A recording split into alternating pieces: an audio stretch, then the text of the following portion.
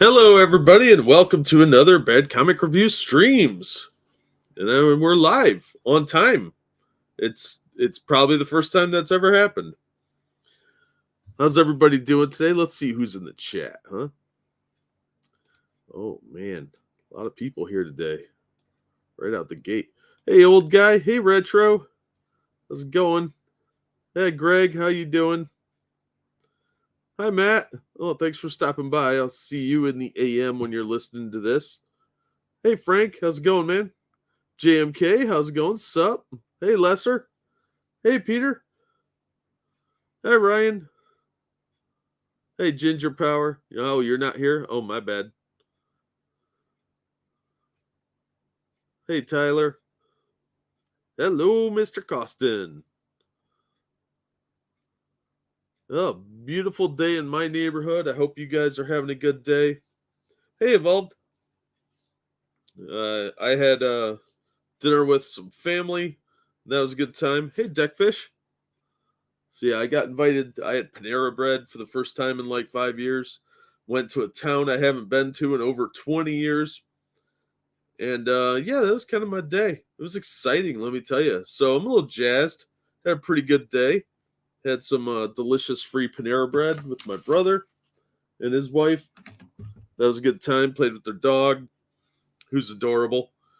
And yeah, this is kind of about it. Went and picked up some comics. Got some really good deals on comics. There was a sale going on at one of the shops. Half off back issues. So I got some sweet old Spider-Mans. And I'm looking forward to reading those and reviewing them at some point. Probably next year will be Spider-Man with Batman, because I'm trying to do Supermans this year, and that might actually spill over a while. But I want to start doing Batmans next year, and maybe some later this year too, and then Spider-Man next year as well, and maybe some X-Men. How's Lord Floofington? He's still missing. Yep, haven't seen him in about 2.5 months. So yeah, today was a good day, Retro. It was nice spending time with my brother.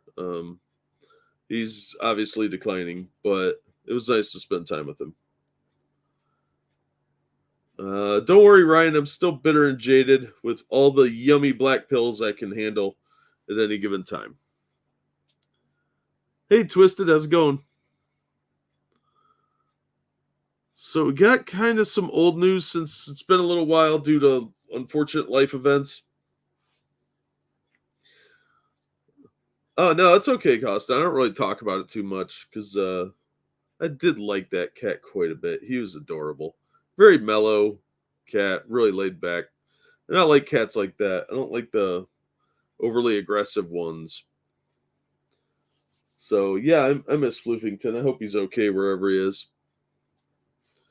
Black pills taste like licorice. Yes, but they taste like red licorice, which is why they're delicious. So we got some older news here that we're going to go over, as well as some more recent stuff and some board game news that I thought was interesting. So yeah, let's see what else. What am I forgetting? Ugh. If we end up going really long, we'll look at next week's comics. Cars counter cats, yeah, sadly. How's it going, Cannibal? Hey, Keldrick, how's it going? Hey, Gorak. Yeah, Floofington's been missing for a few months. I've mentioned it a couple times, mostly on the Sunshine streams. I don't think I've mentioned it on here, but yeah, it's he just up and vanished at some point. I think he got called back to his homeworld.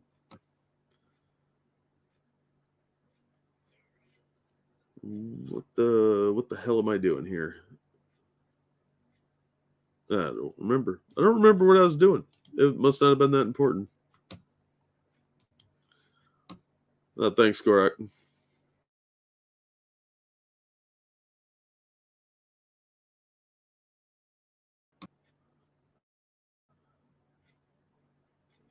It happens. He's an outdoor cat, so you know they come and they go. And around here, they don't tend to live very long, about 3 to 4 years. And he was a little over 3, so The place we used to live was probably a little better for him, but where I'm living now, I don't think he liked it. And things happen. We got raccoons, other cats, coyotes, plus just natural disaster. He might have fallen in the river or something. I don't fucking know. I gotta stop living near rivers. Did that entirely freeze up? That's not cool. Well, computer's acting up. This will be a fun trip.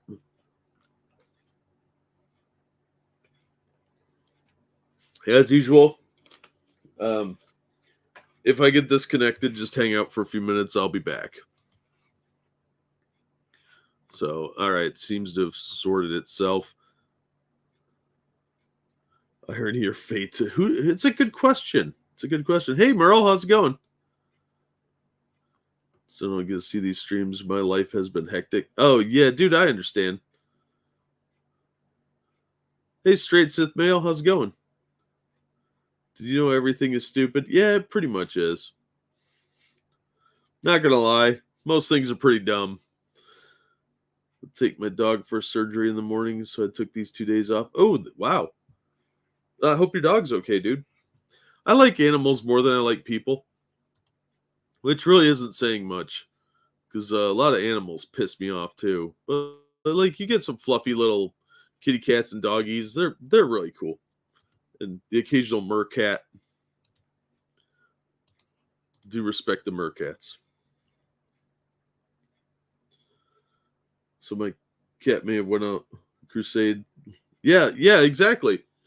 I've got a whole mythos built around Lord Floofington and all the other cats I've ever owned that I tell my friends' kids, and they really like that shit. And turned into some like medieval sorcery kind of stuff. It was good times though. So they are often regaled with the adventures of Floofington and his friends. All right, let's get this party started. Yeah, kittens do try and eat you. That's a thing. Or squirrels, awesome. No, I hate those little fucking invaders. Oh, those little shitheads get in the walls and tear shit up. I have to fix the wiring in my living room now because they got into that. Oh, damn, dude. Well, I hope he comes out okay, Gorak. Retro, you gotta keep an eye on your cat, because if they develop thumbs, we are fucked. All right, let's get this ball rolling. Let's see. Like, share, subscribe if you haven't already, and if you want to support the channel, you can throw me a couple bucks via the Streamlabs going through your chat now, and pinned at the top, thanks to Old Guy. Been on a ramen diet, saving money for surgery. Oof. Yeah, that stuff's not cheap.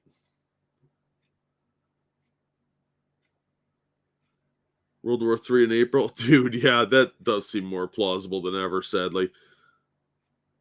Kitten has 28 toes? Huh.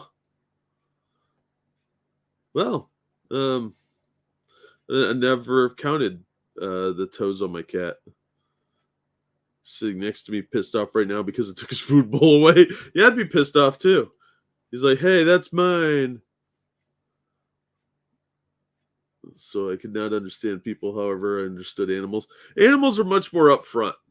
They tell you how they feel. You know by paying attention to their demeanor.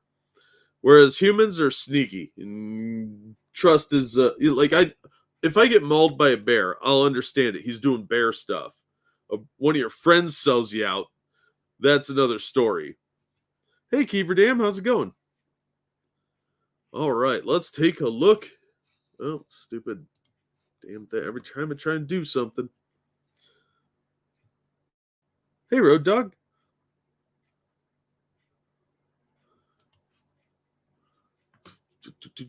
Buttons are hard. Yeah, my computer's run like crap. I apologize.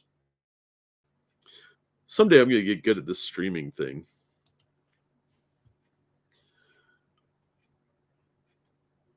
All right, so Bill Paxton passed away a little while back. Yeah, birds are assholes. Never trust birds. Oh, thanks, Keeper Dam. Depends on how I feel. I might make him some roast chicken as a treat. Oh, dude, roast chicken's awesome. So Bill Paxton's widow and children to receive $1 million in partial settlement and wrongful death suit. So the Bill Paxton Collective is very important to cinema. He was Chet in Weird Science. And he also played Chet in, well, he wasn't named Chet, but he played basically the same character in everything he's ever been in. And that includes Aliens.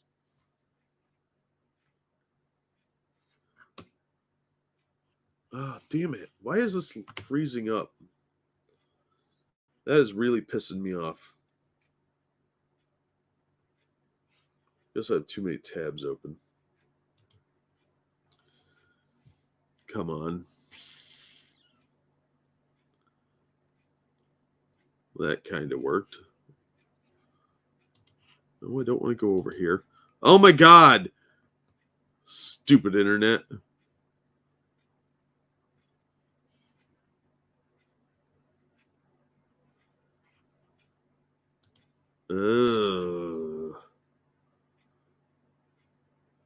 Okay, I don't know what's going on now.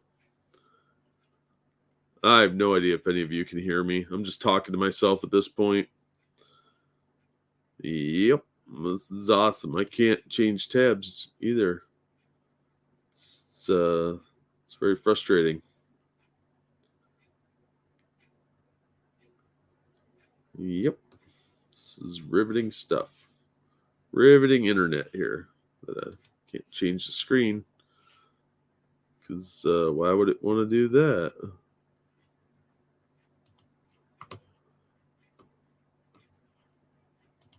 Yeah, this is fucking awesome. Oh my God, I'm just going to sit here and start swearing more and more until I get my way. Like a petulant child. Again, I have no idea if any of you can hear me. And if you can, well, it's very unentertaining, I'm sure. All right, it looks like it might be working now. Oh, thank God. I couldn't see the chat, so I was just winging it. I don't fucking know what I'm doing. I'm bad at this. All right, let's see. Now I can see the chat again.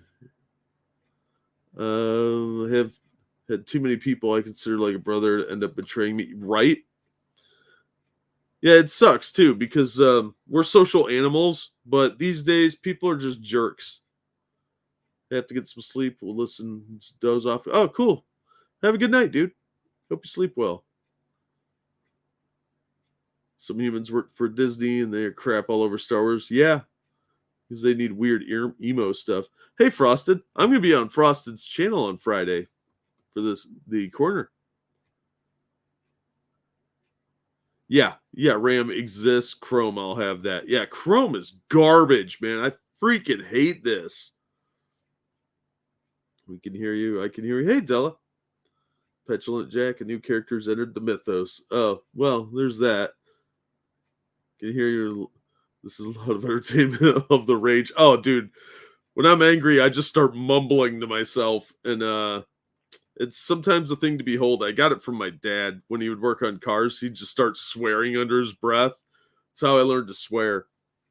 Maybe subscribe to a newspaper as backup. Yeah, that's not a bad idea, Retro. Alt-tab, right-click, tack bar, and open manager to end process of non-responding program. That would just kick me out of this. Because Chrome's the one not responding. Yeah, my friends give me headaches too, dude. Thanks, Keeper. These are, ooh, fudge in front of him. I use a lot of F words. Fudge is not really high on them. What even is Star Wars? Right now it's a corporate shill box where they just dump money that doesn't work.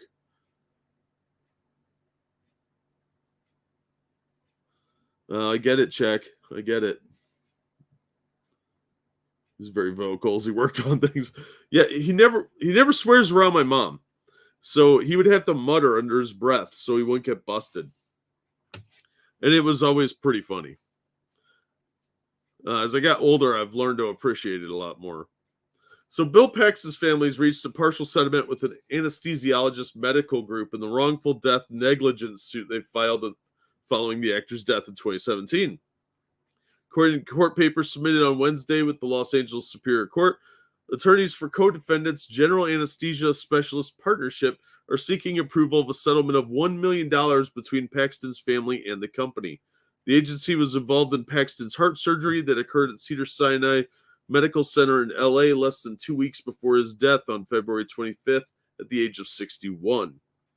While general anesthesia denied any direct responsibility in Paxton's death, documents showed that the intent of the settlement was to reach an agreement that would reasonably compensate plaintiffs and avoid exposing defendant to an expensive and time-consuming litigation.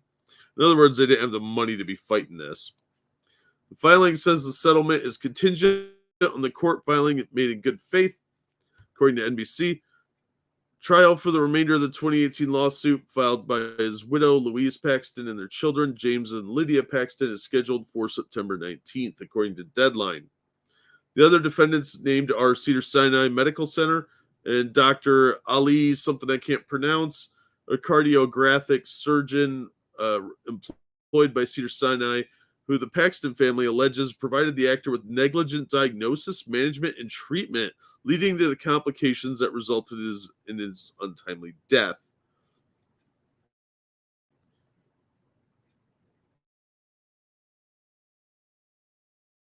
The family claims Cedars-Sinai misrepresented and or concealed information relating to the risks of surgery and care that would be provided and or failed to adequately explain the proposed treatment or procedure. That is very dangerous.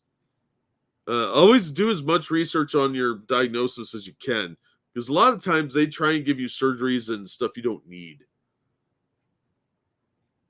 You've never seen Star Wars? That's okay. Listening when your computer go down is like being in the head of someone with multiple personalities. Oh, I just have one personality and it's blind rage. How many times you've been smacked for not holding the flashlight properly? Oh my God, I couldn't even count. Like, no, point it here.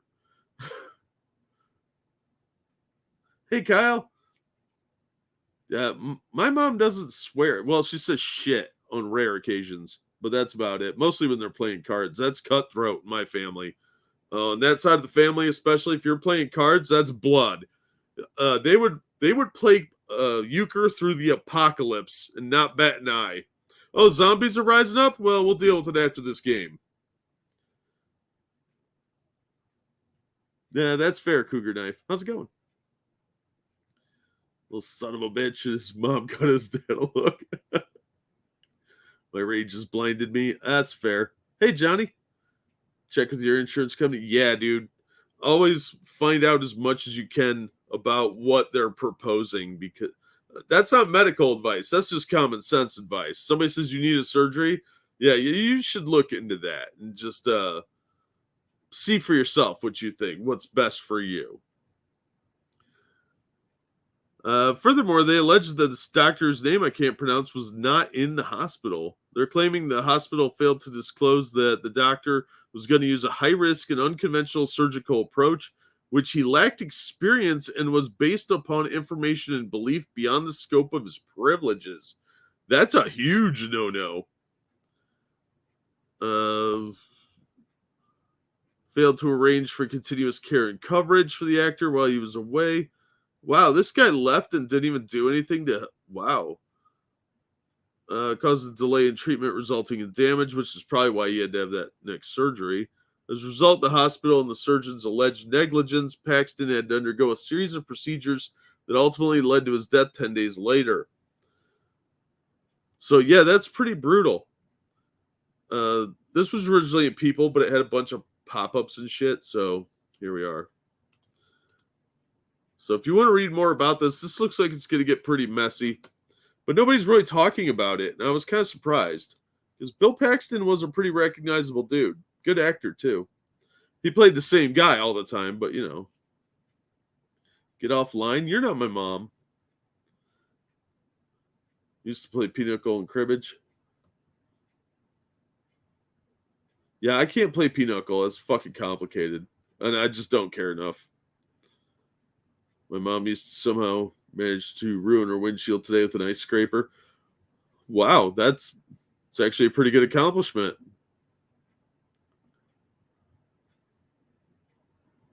My dad played Pinochle with his brothers when I was little. Yeah, card games used to be a lot more popular than they are now, but you had to be interactive. You had to be around other people. And quite honestly, that's a mixed bag. But I learned a lot of great swear words listening to people play cards. Wonder what Pete's doing right now. He's probably doing something cool. All right, let's talk about Snake Eyes. Oh, wait, that didn't archive properly, apparently. Or I didn't pull up the archive, as the kids would say. Okay, well, we'll get back to that one in a minute then. In the meantime, pull up something different. We'll get to the big DC news here in a few minutes. I like to try and keep the headline thing for about halfway through the show. And if you do drop a Streamlabs, I will be checking it in between articles. Damn kids. Maybe your mom. Maybe he is your mom and you don't know. I don't know. I rule nothing out. Suspect he's working. It's 3:30 on a Wednesday here, or a Thursday here. Normal people are at work. Well, yeah, you're on the flip side of the planet, so that makes sense. We'll get to a ginger. No spoilers. Egyptian rat fuck. I don't know what that is, but maybe. Morning, Brad. How you doing? All right. There's a voice actress for Evangelion that's saying some stuff over here on Bounding into Comics. This is from the 24th. Evangelion voice actress Amanda Wynn Lee embraces Russian invasion of Ukraine. Anything that keeps the Orange Man bad out of the White House. Yeah, okay, let's go with that theory. If Trump was such a Putin shill or whatever, or stooge, why didn't this happen under Trump? Neon Genesis Evangelion voice actress Amanda Wynn Lee, she's probably fat, says that Russian President Vladimir Putin has done the USA a favor by invading Ukraine because of the action's potential to help Joe Biden win re-election. And in her view, anything that keeps Trump out of office, out of the White House, I embrace. When Lee ostensibly threw her support behind Putin's aggression on February 23rd, taking to her personal Twitter shortly after the superpower launched its offensive into Ukraine to assert, in one way, Putin did us a favor. Historically, every president running for re-election during a war has won. Yeah, okay, I don't understand. Is Putin running for office? Because I don't understand what your point is. Who cares? Met with pushback from her followers, many of whom found themselves unsure if the voice actress was making a joke. She responded with, "Fuck you, I'm serious." Okay. Whiny bitches clutching their pearls and trying to police my tone will be blocked. Ooh, she sounds like a badass. If Trump gets back in office, we'll have the casualties from the war and the genocide of the LGBTQIA people. I'm not fucking kidding. So I had this friend ages ago, right? We were never really super close or anything, but his politics are definitely left-leaning. And he was convinced that if Trump won, there would be concentration camps for all the gay people. And he's like, I don't want to go to a camp. He was totally gay. But he was one of the subtle gays. So you didn't know unless you really talked to him for a long time. But he was super convinced that he was going to go into a concentration camp for the gays. And I was like, what? What are you talking about? Oh, no, man. He's going to put us all in camps. That's this type of like cult-like mentality you see from people that need to spend more time in the real world and outside. Go outside, make some friends with people that think differently than you. It's healthy. Sometimes. Oh no, she might block us. Whatever will we do? Exactly. Hey, monkey. You're awake. Yay. Hey, Sir Adamantine. The most pro-gay president ever. Well, yeah, that's a hate fact, dude. So, yeah, this chick's stupid. Trump gets back in office. I'm going to read this again because it amuses me. This is the type of shit you'd see in like a comedy sketch when they were trying to go over the top. It's just dumb. If Trump gets back in office, will the casualties from the war and the genocide of the LGBTQIA people? I'm not fucking kidding. Oh my god, the letter people are gonna die. Come and see the letter people. If you're old enough to get that, you're old. Winley then attempted to explain her willingness to embrace the invasion of Ukraine, telling her followers, "When my father and my son both had cancer at the same time, I desperately clung to any bit of silver lining to get me through. It's how I process trauma, and I don't give a fuck what you think of my process." That's dark. You're wishing death on thousands of people in a war because you hate one specific person that may run for office again? Grow up. God. To pearl clutching, wilting lilies. Lilies, really? I am a petunia, thank you. I am legit terrified that Trump may get back in office. This takes him right out of the equation. Shit that must be dealt with right fucking now. In no way, shape, or form do I endorse war. Jesus! Y'all are so desperate to be offended by something. You just said, Putin did us a favor by starting a war. Right here. And then he said, fuck you, I'm serious. Anything that keeps Trump out of the White House, I embrace. That does kind of sound like you're talking about advocating war. So, yeah, I think this is kind of fucked up. I never should have used the word embraced. It was thoughtless of me. After all the shit going on in Texas with trans kids, I don't know what that means. I was angry, my bad. Forgive me or don't. I don't give a fuck. Oh man, lady, you are so tough and hardcore. You're like straight edge tough. Ugh. God, these try-hard babies. They're so dumb. How are you so dumb? You're embracing the death of thousands of innocent people, the subjugation of an entire country, to own Trump. Get a hobby, seriously, and grow up. It's just childish. Fucking hate these people. Oh, the new Texas law about child abuse, right? I've kind of forgot about that. Dumb level over 9,000. Yeah, thanks, Monkey. I forgot all about that. I don't think about Texas very much. Hey, Louie. Old 4 days till birthday. Oh, nice. Happy birthday. Yeah, my birthday's this month too. I'm excited. All right, let's go over to comicbook.com. If my computer will allow it. Maybe. TDS is getting out of hand. Dude, it's been out of hand for a while. But yeah, it's getting ridiculous out there. Thank you, Keldrick, for that feminist donation. Fail to see how this helps Biden at all. He somehow looks even weaker than he actually is right now.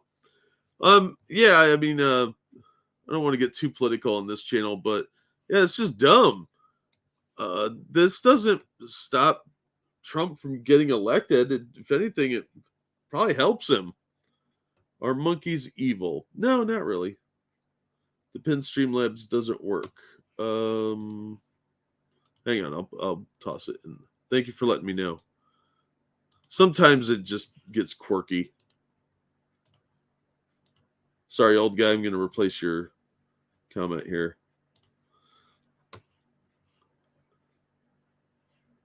So, yeah, I think it's a bit disgusting saying that she'd rather see a war, then I don't know, man. It's fucking dumb.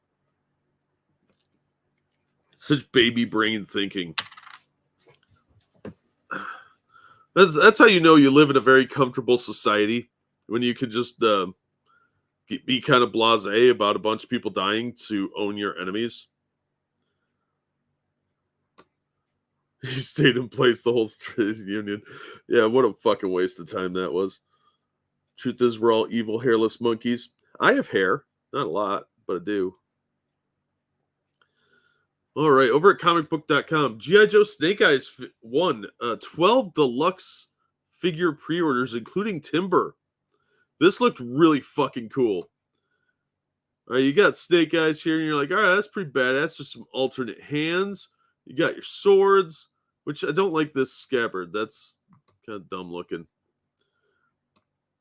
You got a display piece here and a base. It's from Mezco, so it should be pretty cool. Mezco's adding their G.I. Joe 112 collective line with the absolute magnificent Snake Eyes figure. The 6-inch Snake Eyes figure features over 20 points of articulation, only 20, really. 3 interchangeable head portraits, 16 interchangeable hands, a highly detailed costume, and tons of accessories. However, the most important accessory is Snake Eyes' trusty pet wolf Timber. It includes 2 interchangeable heads of his own. It's available for pre-order right now at Entertainment Earth for $112 with free U.S. shipping, set for March of 23. You won't be charged until it ships. Oh, so it'll surprise you March 1st. It'll be like, bam, $112. So you got pistols, you got a little explosion here for the firing action. You got some magazines. You got his Uzi with a suppressor. A couple of big knives, throwing stars, which is necessary. Grenades. Real grenade throwing action or ninja star throwing action.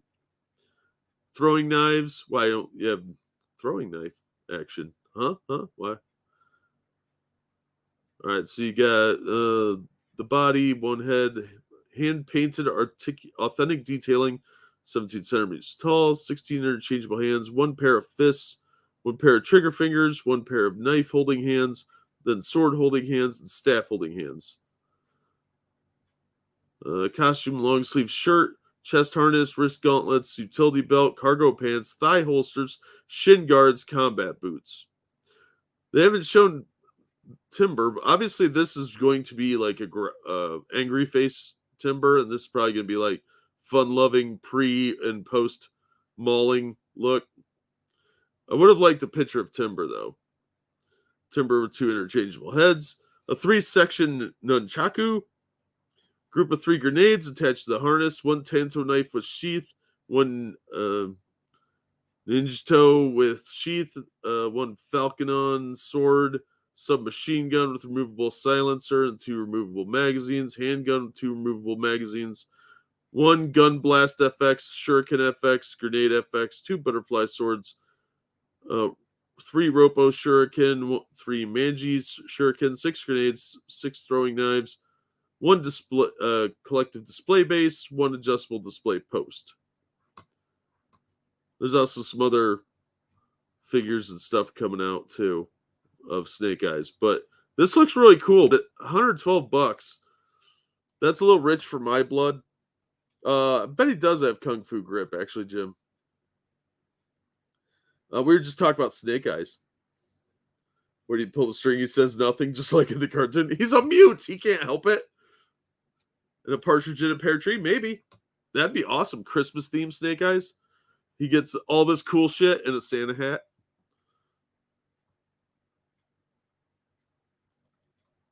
English anime voice actors. She's English too? That's fucking even more insulting. Cheer up, Ukrainians. Your sacrifice is not in vain, right?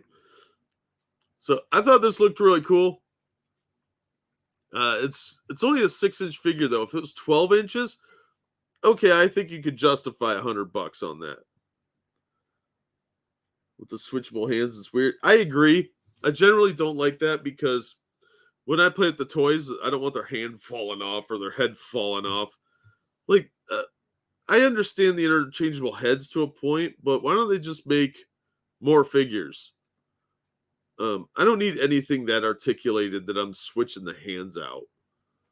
Especially because I'm going to play with it like twice and then it'll be on a bookshelf or in a storage box. Just get to deck the halls with your blood. Yeah. All the Christmas presents open up and they have grenades in them. Oh, you meant the language, not the country. That's fair. Yeah, the silent issues, which would be 21 and yearbook 3. I think they did another one, though, later on. Those were awesome. I just read Mother Russia Winter Special. It was a silent issue. That one was pretty good, too. Yes, Monkey, I think that actually is why. Looks nothing like Nicolas Cage. Shut up. I see what you did there. Nicolas Cage was only good in movies where he's white trash and adaptation. Voices the characters you hate. Yeah, that makes sense. She doesn't seem very bright. So, yep, that's the new G.I. Joe Snake Eyes figure coming out next year. So, yeah, that's a thing that's going to happen.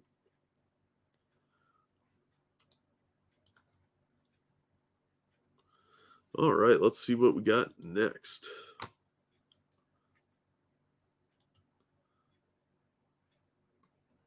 All right, let's talk some Games Workshop. I know we got some 40K players out there. And although I think everything they make is overpriced, they do have some cool figures. And the games are pretty fun most of the time. Looks kind of fat there. He kind of does. I think it's because they're using real cloth costumes. I have dad bodies. He's dad Sassin.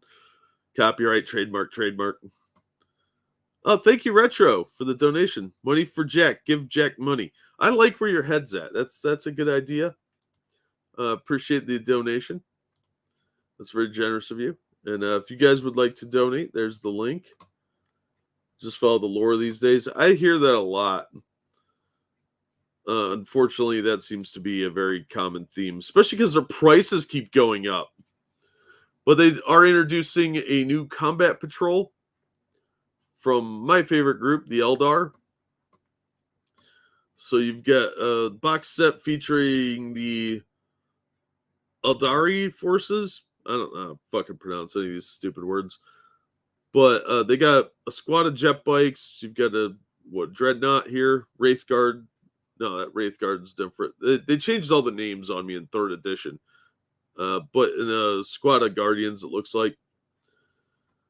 New combat patrol box showcases the speed, psychic abilities, and firepower. The force is led by a Farseer, a unit that can deal out wounds as well as provide support to Guardians and Wraith Lord. There it is, Wraith Lord. It also has a squad of Wind Rider jet bikes, which are agile assault vehicles. Comes with enough to make a total of 19 miniatures.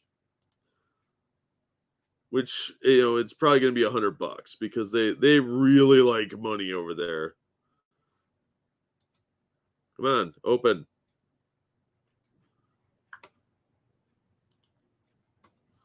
It's not going to open. Oh, as soon as I stop sharing, it opens. That's lovely.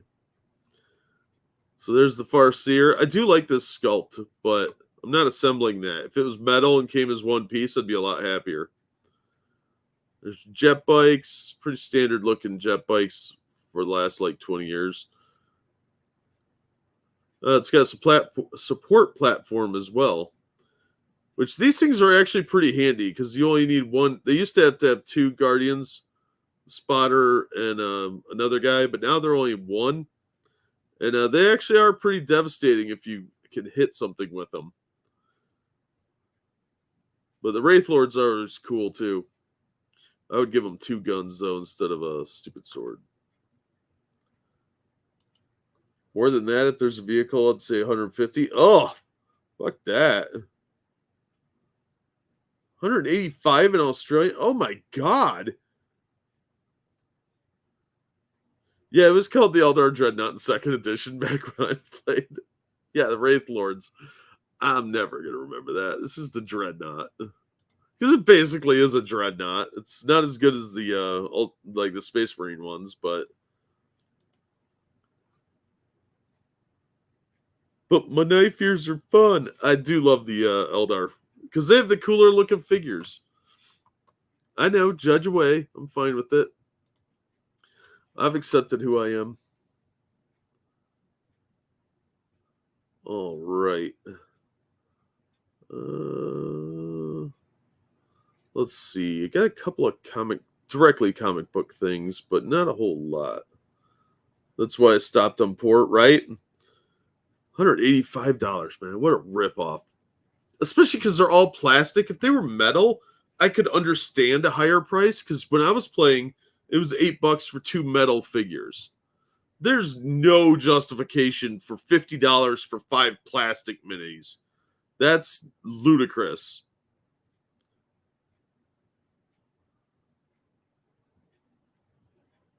All right. Oh, okay. So they're doing a biopic on Weird Al Yankovic. All downhill since third ed. I agree. Just love the models and the aesthetic. Yeah, I liked playing the game when it was. I liked second edition a lot. Liked third, but it just lost its fun when everything became so expensive because you ended up playing with only the elites, the guys that were really good or had a big boatload of money and were just showing off their toys. And that got frustrating because those guys aren't very fun to play with. I liked playing with the casuals like myself. You know, I was never that invested in it. I just wanted to roll some dice and blow shit up and hang out with my friends. Oh, nice. Correct. During the lawsuit years. Yes. Should be if they did a courtroom drama, but with Weird Al stuff, you know, like a UHF Law and Order episode, I'd watch the fuck out of that. Why isn't he still alive? Yep. Oh, hockey training was canceled. Nice. Now you can stay inside a little bit longer. All right. You know who's playing Weird Al, though? And this threw me off because I did not see this coming. Daniel Radcliffe.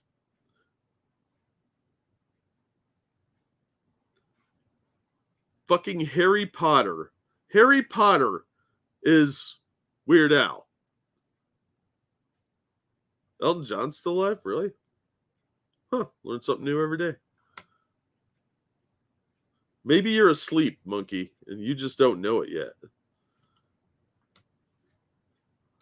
All right. So Daniel Radcliffe transforms into Weird Al. Wait till you see these pictures. This is awful. Robert Pattinson. Jesus. Oh. Dude, Dame Judi Dench would have been funny. They should have cast her. That'd have been awesome. Like, does anyone else look at this and think this is the guy from Three's Company, the neighbor or the buddy that used to hang out with John Ritter's character with like a pedo stash? Or, you know, this is some kind of joke fro that you got for like making fun of people that wear tiny hats that sound like a Japanese motor car.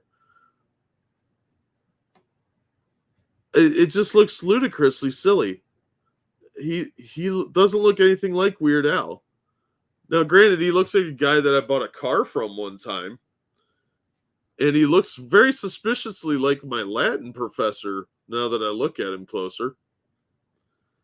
Hey, that's supposed to be FBI's most wanted list, right? Yeah, Larry. Yeah, Larry. He looks like Larry from Three's Company. Yeah, sex offender. Yeah. Gene Shalit. Yeah. A skinny Gene Shalit. Yeah. The pizza guy from the 80s adult films. Oh, you're not wrong.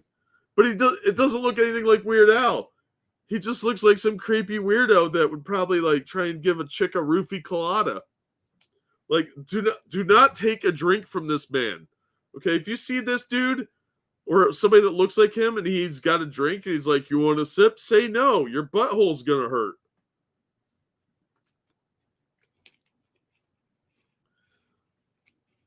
Yeah, all right, monkey. Hang on. Let me see if I can pull that off.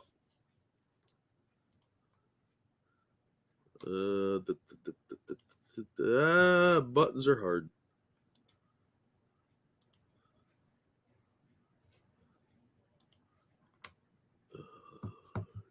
Come on, internet. Now I gotta find my headphones.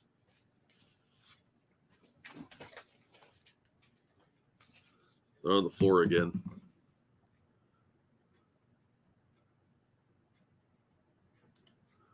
Okay. Give me 1 second to recruit Monkey. I think this is the first time I've had a guest on this channel. Ba, ba, ba.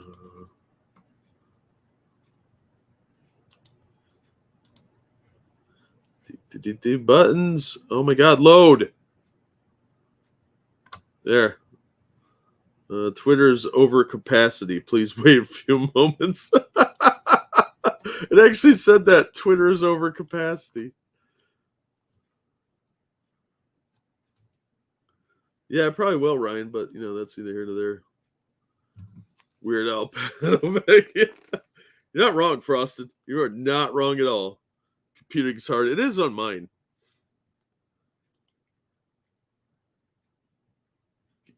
Add the stream. Ah, there you are. Hello, hello, hello. What up?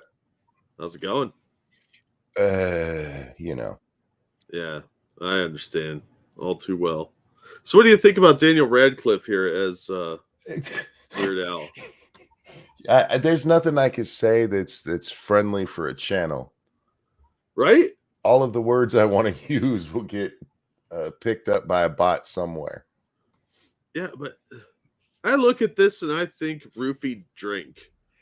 He looks like a guy that's taking a trip to like Thailand for unsavory reasons. Yeah, exactly. Have you Well, ever scroll back down to his shoes, especially. You got to get that whole look. Oh yeah, you get. He's wearing a camo shirt with checkered Vans. Now that does look like something Weird Al would have worn in the '80s, but it's very disturbing seeing it on this. Why is a British guy playing Weird Al? We don't have big-nosed people around here that can act. Same reason we have British people playing American superheroes. Henry Cavill, Christian Bale. Somebody said Elijah Wood could play this, but or he could play Elijah Wood. Elijah Wood would be a better Weird Al than he is. Rob, the guy that played the T-1000 would be a better Weird Al than this. Mm-hmm. Oh my! This is bad casting. Yeah, it's maybe it's gonna look better in post. I don't know, but this looks really, really bad. And guys, if you've never seen the SNL sketch about Rosetta Stone, Thailand, there's the link to it. Watch it after the show. The Goblet of Royal. No, Weird Al is not British.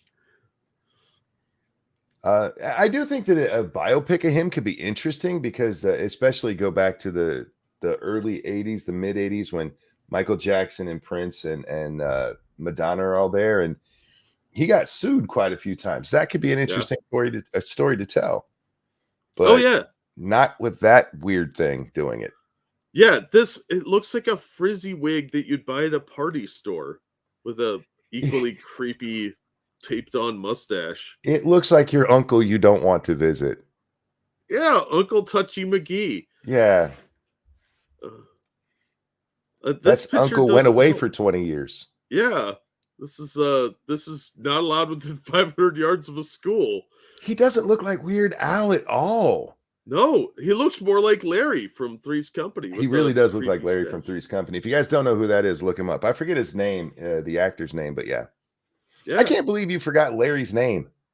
It's been a long week. Larry with a mustache, absolutely. So yeah, that was back when you could have ridiculous sexual innuendo on primetime television. That's true. That's true. Mm-hmm. And he pretended to be gay so he could live with two chicks. A lot of people forget about that. That's why Mr. Furley had a problem with him. And the Ropers. Don't forget Mr. Roper. Oh, yeah. The Ropers as well. Yeah. Used to always make gay jokes. Yeah. Good times. Good times. Yeah. Oh, the whole thing looks fake, Lou. Wait. Richard Klein. Thank you. Yeah, that's him. Yeah, the mustache looks fake. The bad thing is that mustache is probably real and the hair is fake, but the hair looks just as fake as the mustache. Yeah. He's just the wrong physique for it too. Wait, scroll back up. I love that he's sitting in a car with somebody and has a mask on, but it's under his chin. Yeah. Well, I got nothing. Okay. It's so fucking dumb. Brad, I'm sorry. I cannot pick between Mr. Furley and Mr. Roper. They both had their good points. Yeah, they're different characters and they're different enough that I think it worked really well with either one. And plus, Mr. Roper had Mrs. Roper, who was constant. She was the original Peg Bundy, if you think about it. That's true. Yeah. So yeah, this is going to be like the Weird Al story. I think they should have done this as a comedy, though. I kind of like the biopic genre. They're not very bio, and they're more, made up. But I like the genre, to be honest with you. So I do too. Right, but if you want the Weird Al biopic comedy, you need to watch UHF. Yeah, UHF was a great movie. Very underrated. Isn't Weird Al really tall? Potter's like 5'1". I don't know how tall Weird Al is. Who's the director? I don't think it says who the director is. No, it doesn't say. It was co-written by Yankovic himself. Oh, the director is Eric Appel, Appel, who's also a co-writer on it. So, yeah, I don't know. I guess they got a big name actor for the sake of having a big name actor, but this seems like a bad idea. Well, I mean, it's a Weird Al biopic. This isn't Elton John, who has a much, much bigger following, or the Freddie Mercury one, which, I mean, we're talking Queen and his death and the way everything happened there. You kind of got to get something in there to get people along. Yeah, I guess. Nah, look, I love Weird Al, but if we're just being honest, how many people are going to go watch a Weird Al biopic?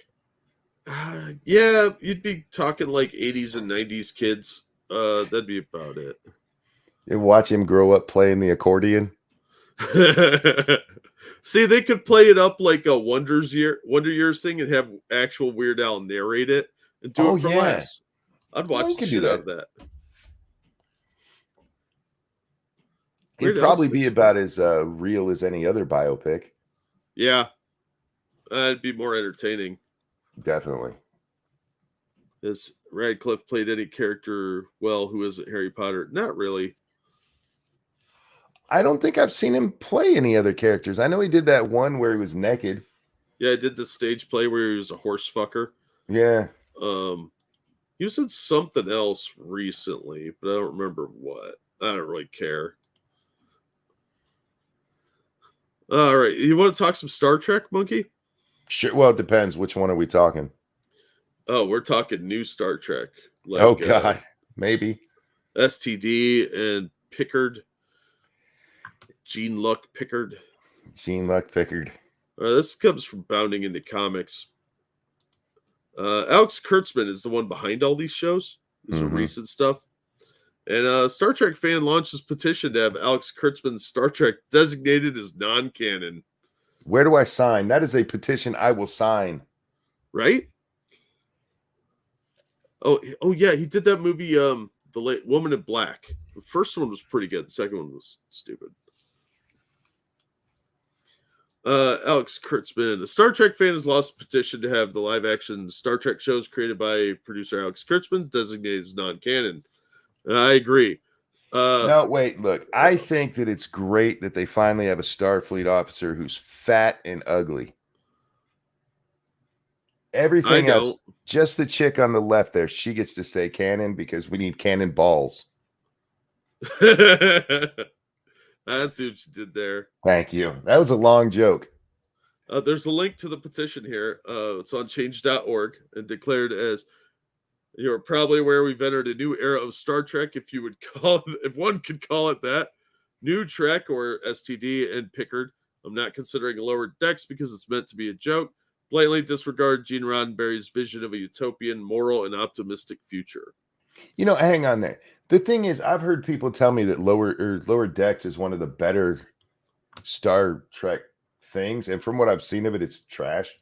That's stupid. I tried to watch it. It was fucking dumb.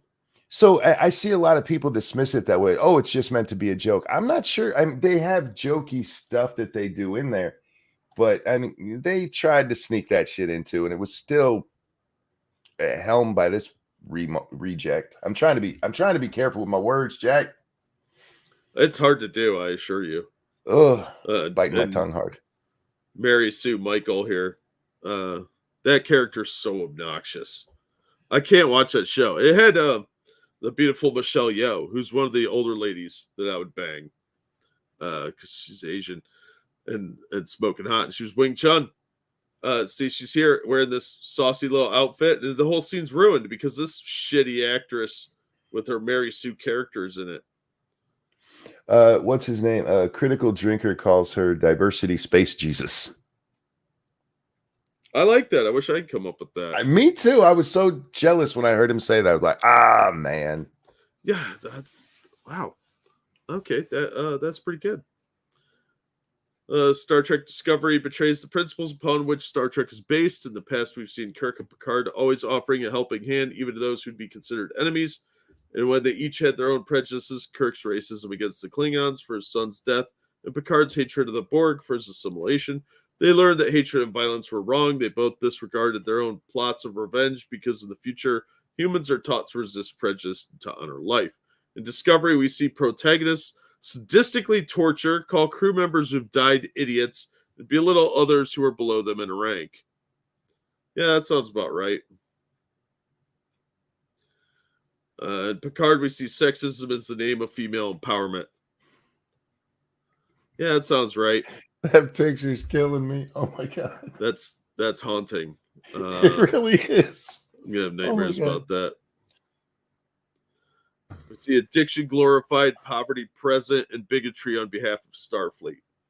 Yeah, if you haven't seen Picard, it is a horrible, horrible show. It's very cynical. We also see disrespect for the dead. There we go. This video's age restricted.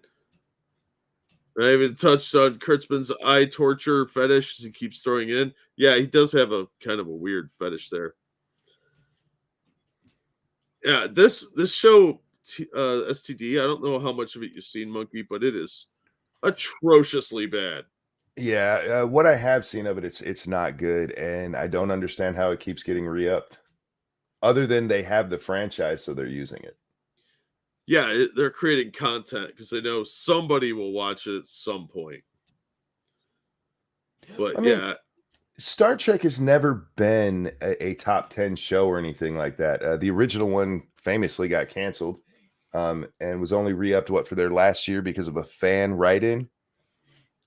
So it's not like Star Trek has always had a big audience or anything, but the audience for these, I from the numbers I've seen, I do not understand even how they're kept on streaming services. It's a waste of money. They've got to be spending a ton on this stuff. Oh yeah, but they're dumb. They haven't learned that this woke shit doesn't sell. There's the link.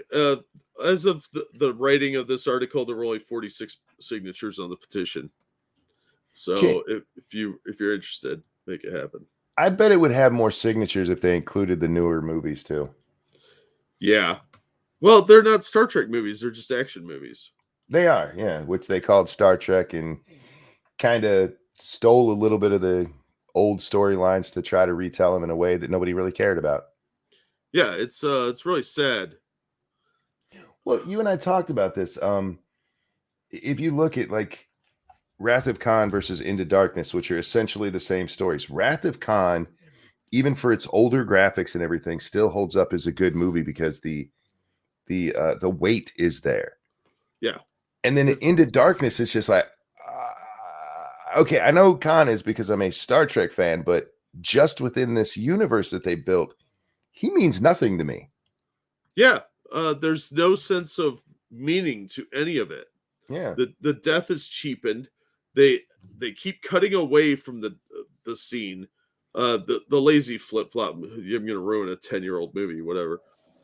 The lazy flipping of who dies is stupid. Yeah. But they keep interspersing between this dramatic scene and some random action scenes. And it loses all meaning to that sequence because they think you have attention deficit disorder. If you go back to the very beginning of the movie, in the original, Kirk is getting older and Bones gives him a pair of glasses and he's lamenting his lot in life because he wants to be out there among the stars, but he's now an admiral at a desk. Yeah. And then they try to take that same thing and use it in Into Darkness when Captain Kirk in this timeline is like 30 and is out there among the stars and like, I just don't know. I feel so bored with this life. Like, what? Yeah, it sounds more like he's a petulant college student who's bored with his major. It's so bad the way they retold him. And seriously, going into Discovery and Picard, what else would you expect? To me, those belong in the same universe as the new movies. They're all crap. Yeah. Told you guys I was going to nerd out. Let's see here. I've watched a little bit of Star Trek. Well, Star Trek, I'm a casual fan of it. I had some of the books, the technical manuals, and the novels and stuff when I was a kid. I loved that stuff, but never really got into the deep nerd levels that a lot of people do. I'm like, yeah, I've seen that episode. Yeah, Carl Urban was really good in the movie. I agree, Retro. He's a good actor, though. Okay. Let's see here. Thank you, Keldrick, for the donation. Who thought naming a Star Trek series Discovery? Who didn't see the obvious joke? I suppose it fits the new shit. Yeah, sadly it does. 'Cause I don't know. Somebody didn't think that one through. Like, hey, STD, really, guys? I think they were just trying to latch on to the Discovery. They really did a stupid thing with Star Trek. I'm gonna go on a nerd rant here. Go for it. The original Enterprise was named after the famous aircraft carrier in World War II. And if you don't know the history of that, you might go, why would they go with Enterprise? And the first space shuttle, the one that never flew, they named Enterprise. Discovery, one of the last ships, I think they're just like, well, that was one of the spaceships. The other Enterprise was named after one. Like, because otherwise it makes no sense to me, other unless they did want to make a herpes joke. Yeah, that's fair. Herpes jokes are funny. Star Wars is better than Star Trek. I agree. I like both though. I'll watch either one, but Battlestar Galactica was better. I still like Star Trek better because it's a more humanized story. And if you go back to the originals and up through probably about, I'd say through TNG, because it does change after that. Yeah. They're really humanized stories. And I love the swashbuckling space adventure of Star Wars, but they're just different things. Oh, yeah, absolutely. They're different versions of science fiction. Where Star Wars is more operatic and more large scale. Star Trek is much more personalized storytelling. Wagon Train to the Stars. Yeah. It's a space western. Oh, absolutely. That's what Roddenberry seemed to have envisioned it as. Because I mean, he did get DeForest Kelley, who was a known Western actor, in it too. Lewis says, "Isn't Star Trek older than the term STD? Not Star Trek Discovery. No. Star Trek Discovery is the newer Star Trek series besides Picard. STD has been around since you and I were kids. Yeah.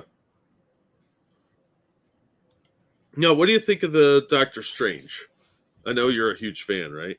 I've watched very little of it. There have been some of them that I've watched was like the story's really great, but I have problems watching that crappy British special effects that they have going on. So I can't watch it. Some of the stories that I've seen, they're really, really interesting stories, and some of them are a really good quantum leap Star Trek-y kind of what? Not Doctor Who, Doctor Strange. Oh, what do you mean? Oh, the wizard. Marvel? Oh, that's Marvel. Yeah. What do you mean about him? I'm not a fan of his comics. I'm interested in the new movie. Okay, well, that's where I'm heading with this, because there's massive reshoots. Unprecedented massive reshoots. This movie comes out soon.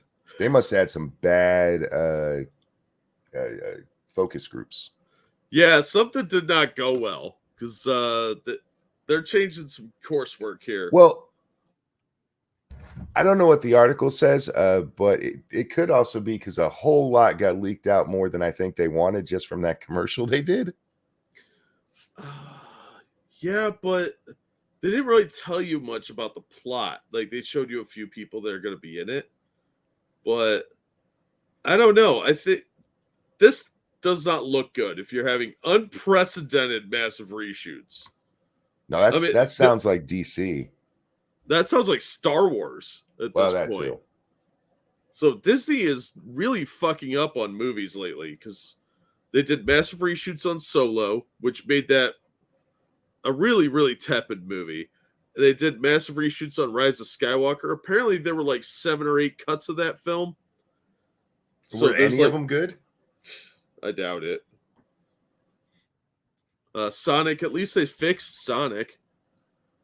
But it's confirmed that Doctor Strange 2 went through unprecedented reshoots so much that the entire movie had to be refilmed, which confirms earlier reports about troubles surrounding the flick. While Marvel movies and other films do go through reshoots, instead a majority of Doctor Strange 2 had to be redone, which has never happened before that I can recall, especially for Marvel, other than something like DC's Justice League. No, Star Wars. I just said that. Duh, people. The news comes from a longtime friend of Doctor Strange 2, director Sam Raimi. Bruce Campbell, as a Redditor, attended a recent meetup with the actor where Campbell confirmed the reshoots. He says, the deal with Doctor Strange is interesting. A majority of the film was reshot extensively, so I have no idea what's in there and what isn't. I did a cool scene with a character that's been beloved for years, and we'll see what ends up in the movie. I don't know if it's still in there. It's a pretty cool part. Who was that? Bruce Campbell. Army of Darkness, Evil Dead. None of those. Bubba Hotep. Really? You don't know who Bruce Campbell is? Wow. You never saw Army of Darkness? I'm a little sad right now. You're on a nerd channel, dude. I know who he is looking at his picture. Do you remember watching the Sam Raimi's Spider-Man movies? Yeah. Yeah, he played the usher that kept Peter out of the theater when he was late.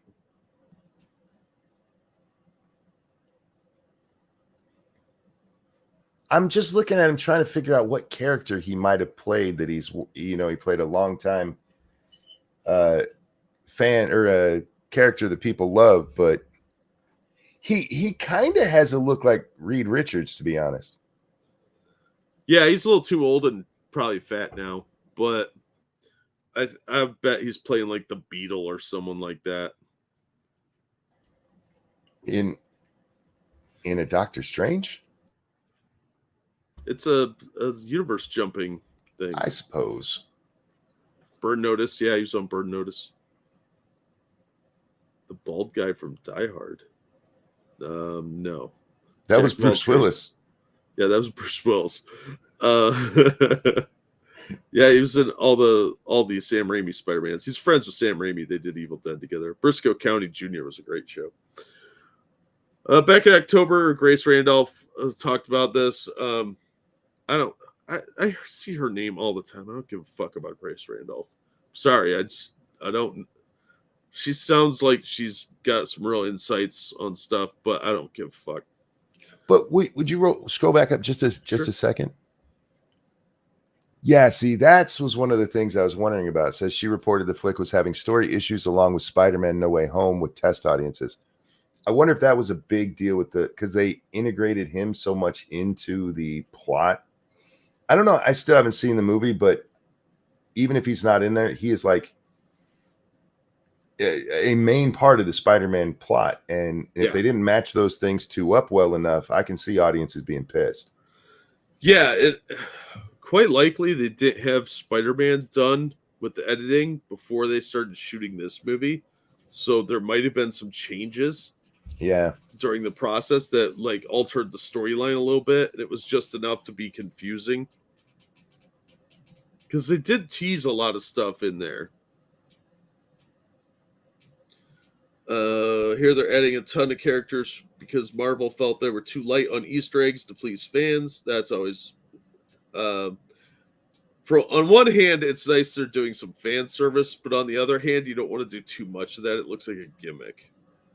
You have to still do it. The characters have to be there for a reason. Yeah, that you can't just be like, look, that guy's here, because then it's silly.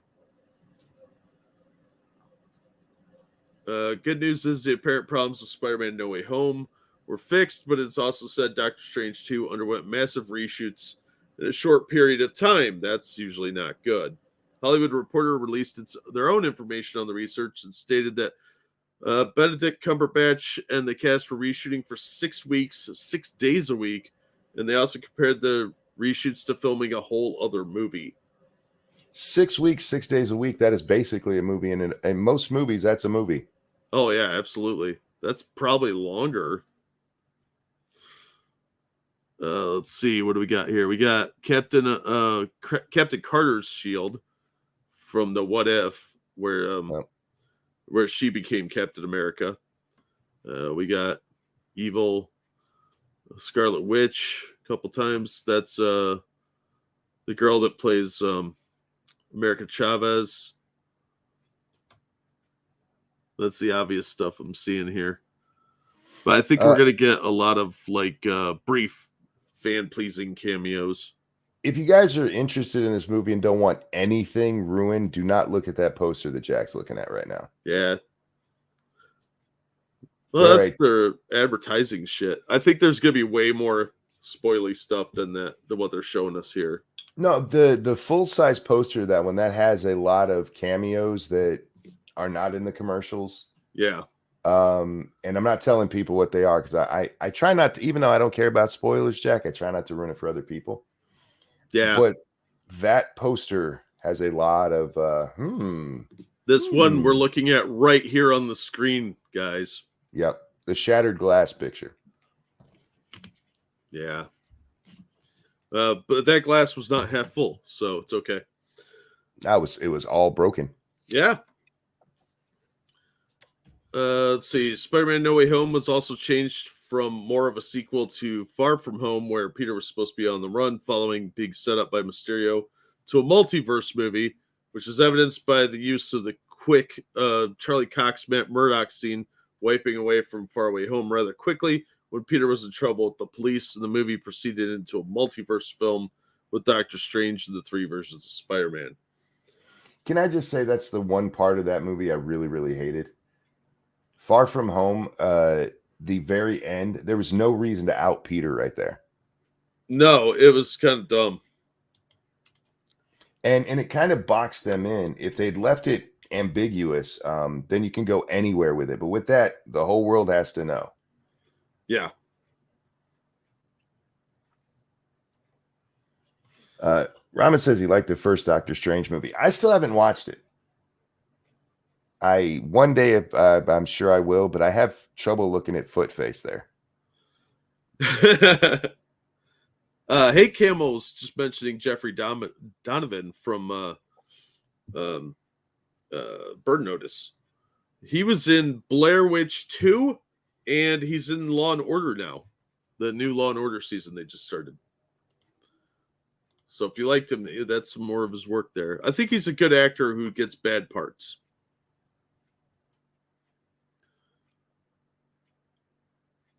Okay, Monkey, have you heard about these Star Wars event thing you could do at Disney?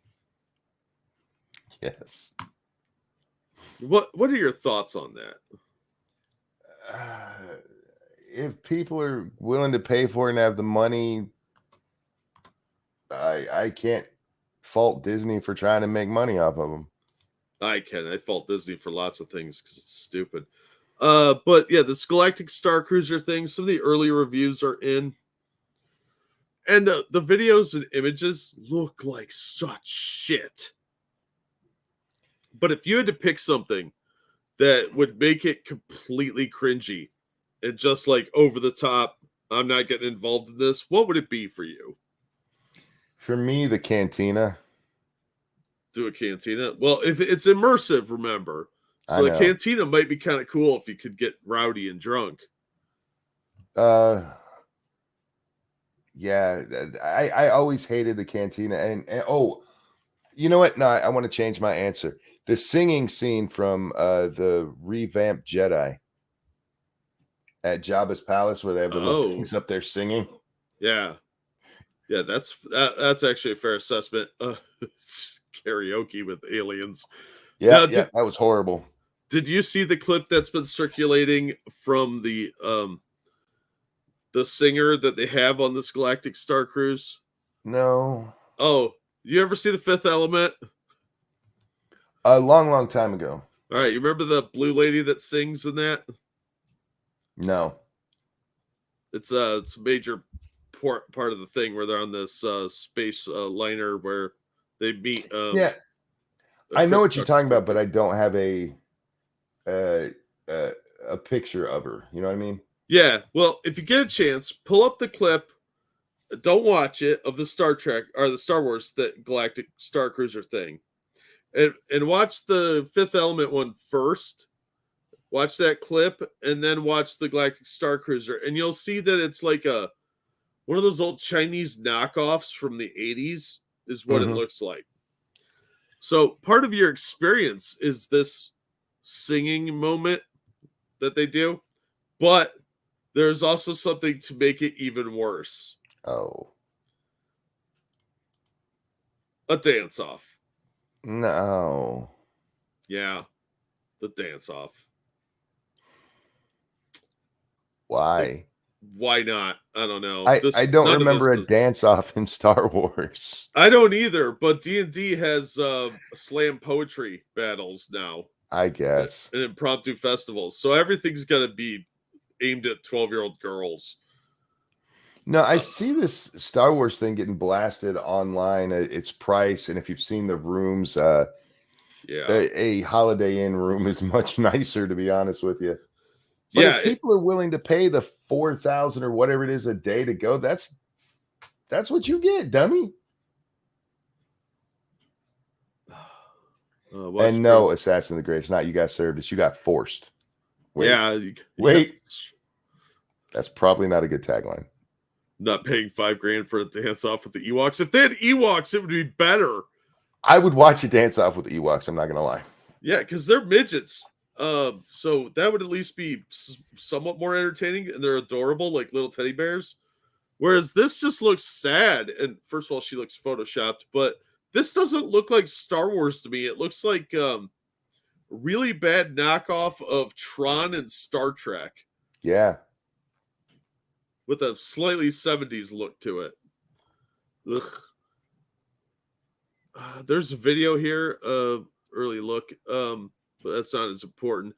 Billed as an immersive trip, combines elements from the resorts, the cruise lines, and theme parks into a 48-hour space adventure. You're paying $6,000 for 48 hours. Yeah. And that's probably the steerage rate. Yeah. Well, there was a rumor going around there's a $20,000 room, but that got shot down. But I totally would believe that. Why wouldn't there be? Right? They like money. model the place after Chewie's house from the holiday special. Okay, that would actually be kind of cool. Startron. Yeah, Gorak. Smuggler's Run. I heard that was pretty awesome. Ewok jerky, gross.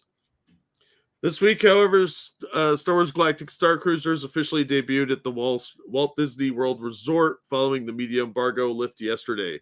Fans are getting overload of sneak peeks into Walt Disney's Imagineering Cringe Fest. Cringiest feat? Yeah, I can't fucking read. According to InsideTheMagic.net, lots of Star Wars fans are openly criticizing Disney's Star Wars franchise after a cringe dance party at the $6,000 reward resort went viral online. There's a link here. We're not going to watch it because I don't want to get fucking hit. These influencers are real dickbags about that. It's more than $1,000 an hour, right? I'm just... I have to say this because I do see a lot of people blasting this and everything. I haven't seen anybody who's actually gone blasting it. Very much like people who bought tickets to the sequel movies and loved them. I don't understand it, but those things made $1 billion a piece. So somebody's enjoying this crap. Yeah. And Star Wars is dead to me anyway. So yeah, I wouldn't do it just because it looks stupid. Like, it doesn't look like Star Wars. No, and that picture right there specifically, it actually kind of looks more like Fallout 4.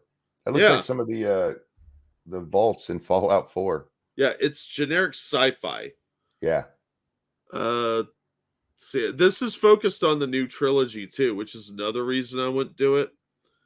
But the $6,000 price tag would really turn me away. If it was like $2,000 and you were only going to go once, and it had like, you know, Wookiees and the old school stormtroopers and stuff like, okay, maybe I could justify that. But $6,000 to see Rey and Kylo, no.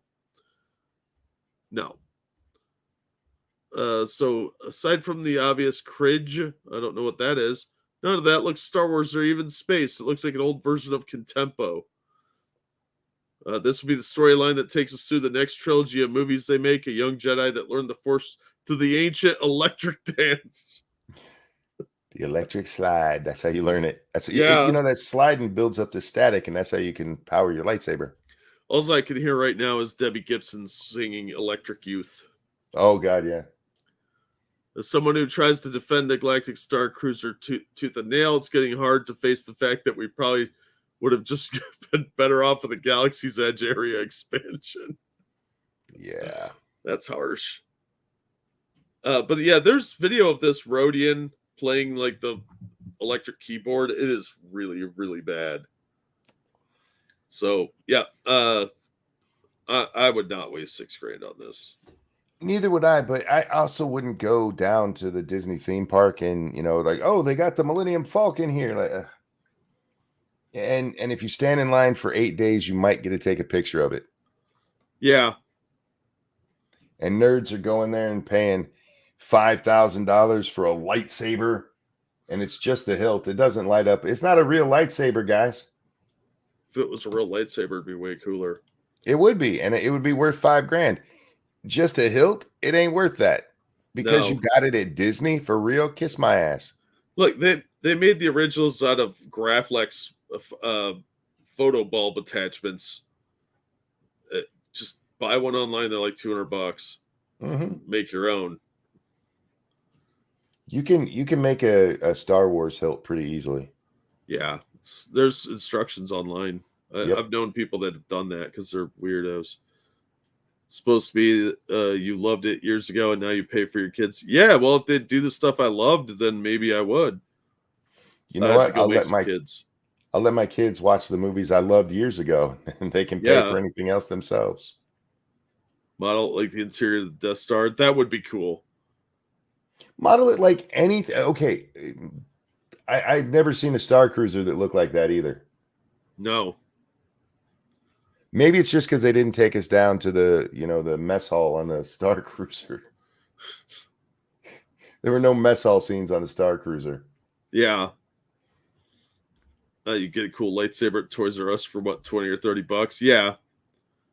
Well, you can get some of them that are still pretty cool looking at least right after like Phantom Menace and them came out. You get the really cheap ones for like $5 and they still look like the lightsaber. Yeah. I got one at a garage sale ages ago.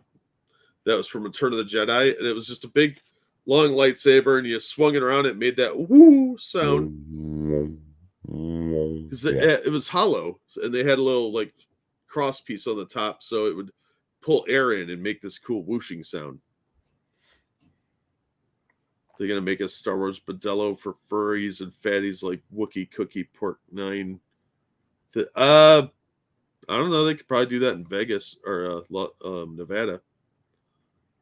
Gundam says, looks too clean. Looks like Star Trek. Well, the Imperial stuff was all clean. It just tended to be a more metal gray or black. Yeah, it looked more industrial and militaristic. Yeah. Which is what it's supposed to look like. Yeah, it was the Rebellion that had the dirty looking stuff because they were using all old stuff. Yeah. Thank you, Frank. Have you watched Peacemaker? If so, thoughts? I knew nothing of the character, but mostly enjoyed the show. There were 2 preachy, hard eye roll moments toward the end of the last episode. Yeah, I heard it got a little SJW-ish at the end. But I haven't watched it. Have you seen it yet, Monkey? What show was it? Peacemaker. No. How come I'm not seeing these comments you're seeing? That was a Streamlabs. Oh, that would explain it. Yeah. Give Jack money. Yeah, this is a good time to remind everybody. I'm brought to you by you. If you'd like to support the show, hit the like button, share it on your social media, and subscribe if you have it. If you'd like to give me money, there's the link. Monkey, you can drop your link in too. I'm too lazy for that shit. That's fair. I bet they don't even have a Porkins lookalike. Of course not. Porkins got fucking screwed. Not in a fun way. Look, you really want Star Wars nerds to show up to this thing? Have Leia's in bikinis running around. Yeah. Yeah, give dads a little something to look at. Uh-huh. Oh, no, don't just go dads, man. I was 13 when I saw Return of the Jedi, and I knew then I liked that. Yeah, oh yeah. Yeah, so... Especially when she choked out that Antifa bitch, Java. Oh, yeah. That was kind of hot, actually. Yeah. So were you a Marilyn Manson fan, Monkey? No, not really. I'm not hateful towards the guy. And some of his I know banned person. Blah, blah, blah. Nerds, be quiet. But the stuff with his personal life is a little weird. But I didn't hate his music. It's another one of those things. If it's on, I'm not necessarily going to change it, but I'm not going to seek it out. That's fair. That's fair assessment. Well, a little while ago, he got accused of some no touching. Yeah. Well, Marilyn Manson is suing Evan Rachel Wood for defamation over sexual abuse allegations. Yeah, and it wasn't no touch. It was that he was incredibly violent during their escapades. Isn't that what it was? Wrong with this. I believe so. Yeah, because he says she agreed to it, and she says she agreed to it, but she says she like yelled out apple, and he thought the code word was orange, so he kept going or whatever. Yeah. Well, he's calling this a malicious falsehood. Filed a complaint in Los Angeles Superior Court on Wednesday and obtained by Variety. Manson, I'm not going to dead name him, alleges that Wood and her on-again, off-again romantic partner, Ashley Gore, have publicly cast him as a no toucher and abuser. A malicious falsehood that has derailed Warner's successful music, TV, and film career. Well, I'm sorry, but I know you got reading to do. From what I've read of it, he's not wrong because the actual allegations, as I read them a couple months ago when this was blowing up, it all came down to her not actually saying no. Yeah. It was, he did this. Did you say no? Well, I felt like I couldn't say no. Did you try? Words are hard to formulate for some people, Monkey. I mean, we getting choked out, sure. Let's face it, she's like 8 steps above what he should be pulling. Oh yeah, if he wasn't who he was with the money he has, there's no way those two would even meet. Yeah, he would be in whatever hunchback uh tower that he would need to be in before collecting trash at night. He Right? looks like the night soil man that would walk around collecting everybody's poop buckets in Victorian England. Night man. Um, That was a real job. Night soil man. yeah. Yeah, gross. Brad Young says apple means apple. Always, always apple means apple. Feeling like a criminal. That was Fiona Apple. The complaint filed the loss. The filing goes on to claim that Wood and Gore impersonated an FBI agent by forging and distributing a fictitious letter from the agent to create the false appearance that Manson alleged victims and their families were in danger, and there was a federal criminal investigation ongoing. It also alleges that Wood and Gore provided checklists and scripts to accusers and made knowingly false statements, including that he filmed this no touching of a kid. That's fucked up, if that's true. Well, did you read the original complaint from these chicks? I did a while back, but I don't remember. Yeah, this sounds like some revenge stuff, if I'm being honest. I wasn't there. I don't know. This is just my opinion based on gut feelings and experience, Jack. Well, somebody said it in chat a second ago. This looks like people trying to get attention.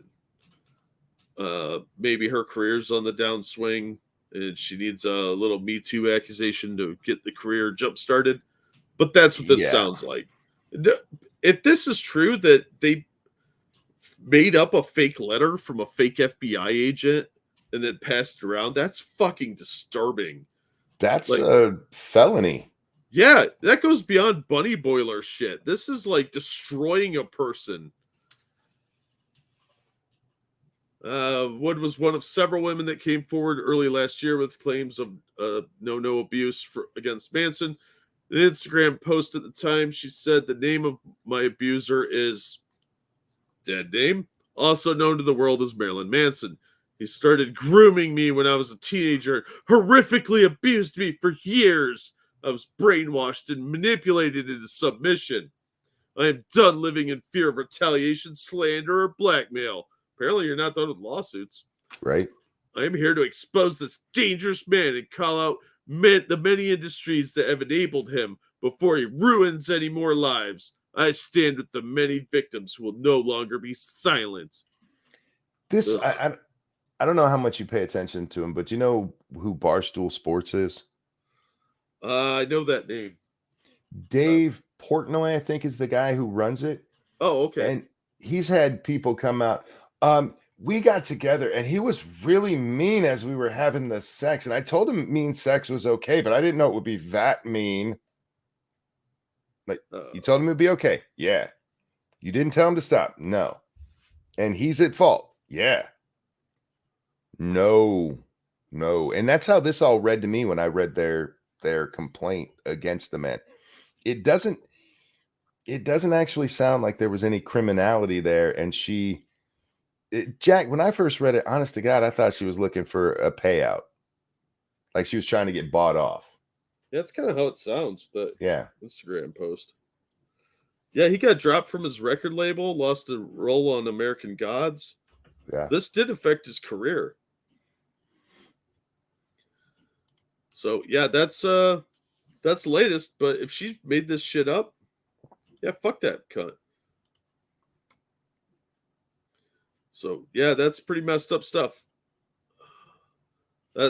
He's a weird dude and he looks like Quasimodo, but if he didn't do anything illegal, I don't see why he's being punished like he's Johnny Depp or something. Yeah. Look, this is another one of those, and somebody said it in chat. What, Manson? But he seems like such a sweet boy. It's another one of those things. He's a weird guy. There's no getting around that. He had boobs put on, for goodness sake. Yeah, that was very weird. That's weird. That's his shtick, though. He's intentionally a weirdo.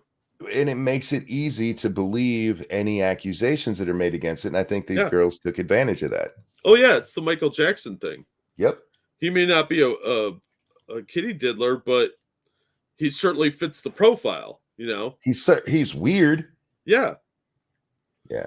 And that's exactly what the problem is here. He's a weirdo, and you can see him getting violent during sex.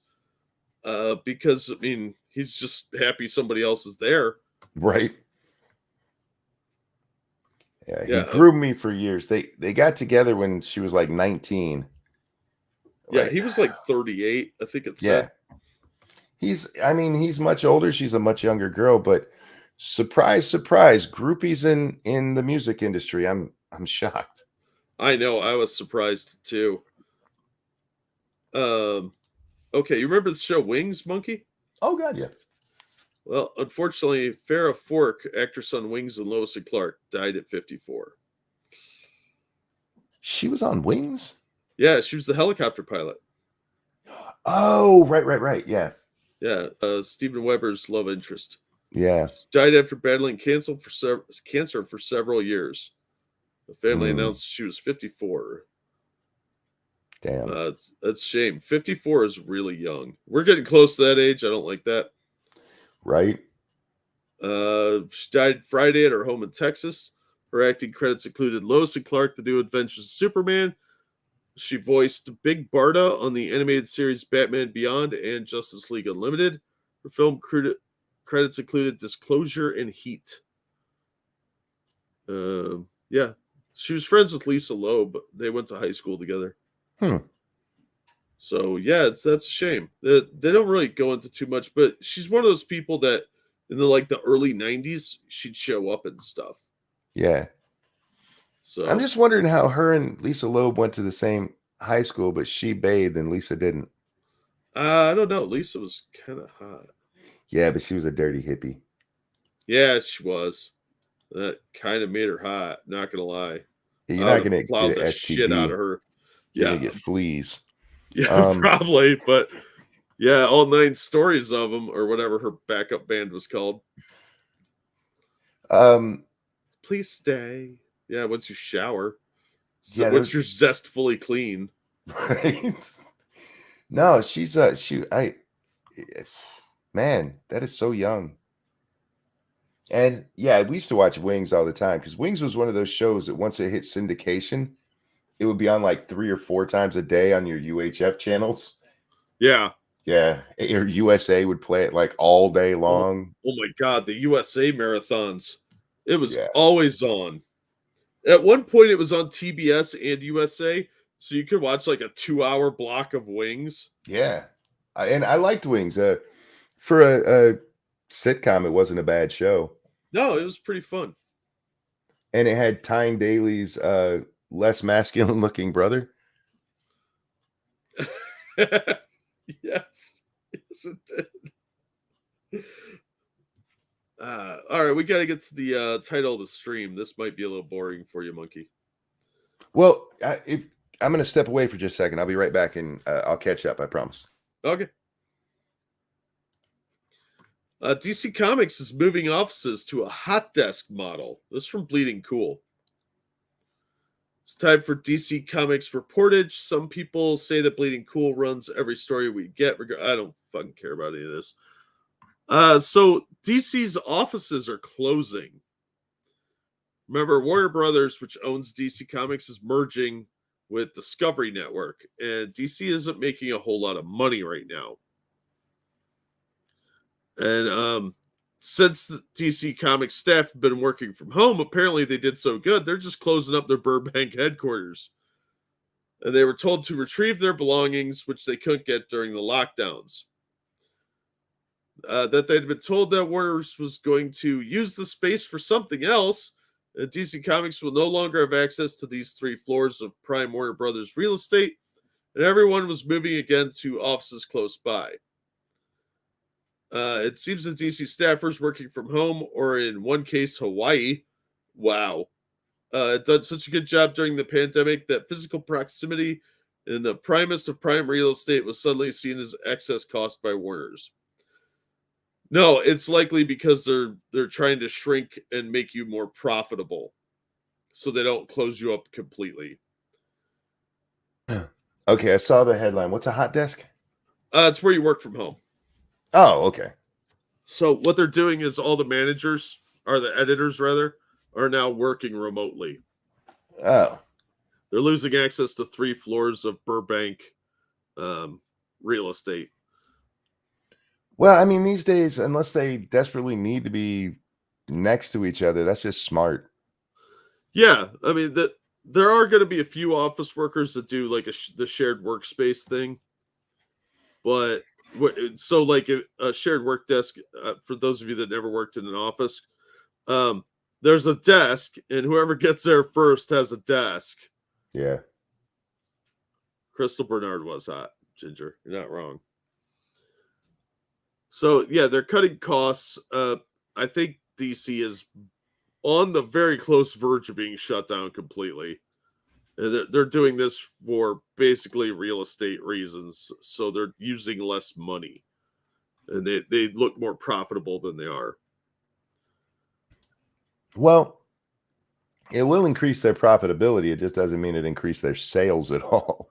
Yeah, it's because their books are a bunch of woke garbage for the most part. They have a couple of decent books, but most of them are very, very woke. And until they get away from that, it's going to continue to be bad. But I did notice something, because there's a new crossover coming up where they kill off the Justice League.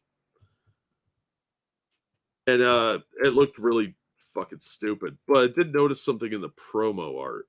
Let me see if I can find the image real quick. I meant to pull this up. But there was a weird promo image that came out. Yeah, there it is. Has it here. Give me 1 second. And it kind of alludes to something that DC did a long time ago that they don't do now. And they need to really, really consider bringing back on a full-time basis. Because DC has been replacing their characters, as you probably know, Monkey, with big gay Superman and bisexual Robin. Oh, wait, Robin's into girls now? No, he's into dudes' buttholes, apparently.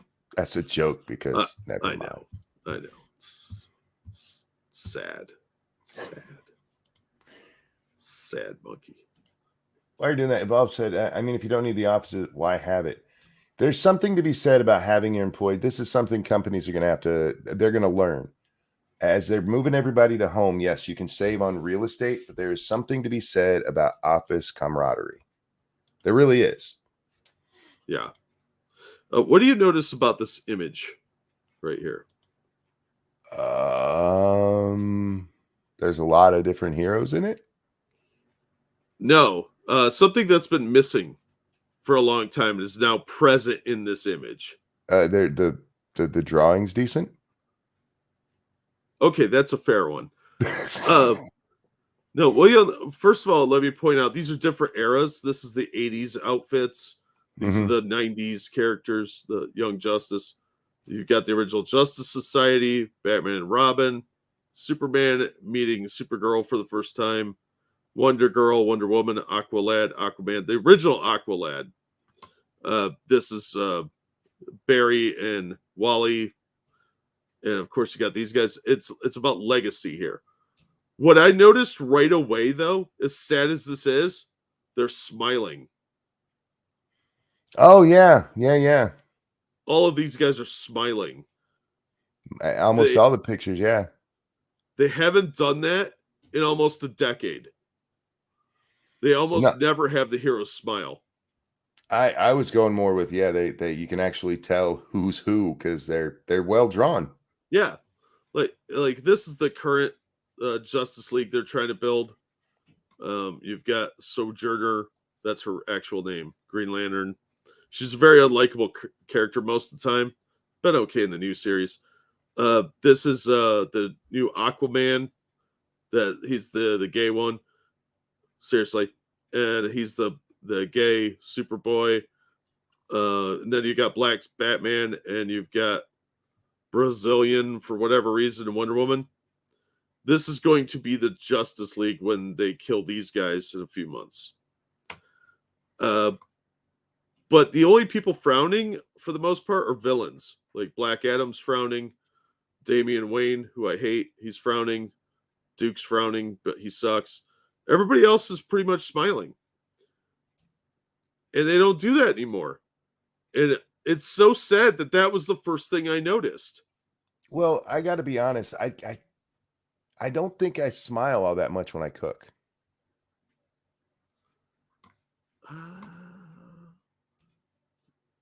That's a joke, y'all, from something we never mind. Nerds. That was my best nerd joke of the night. She's smiling. This must be photoshopped from a kitchen.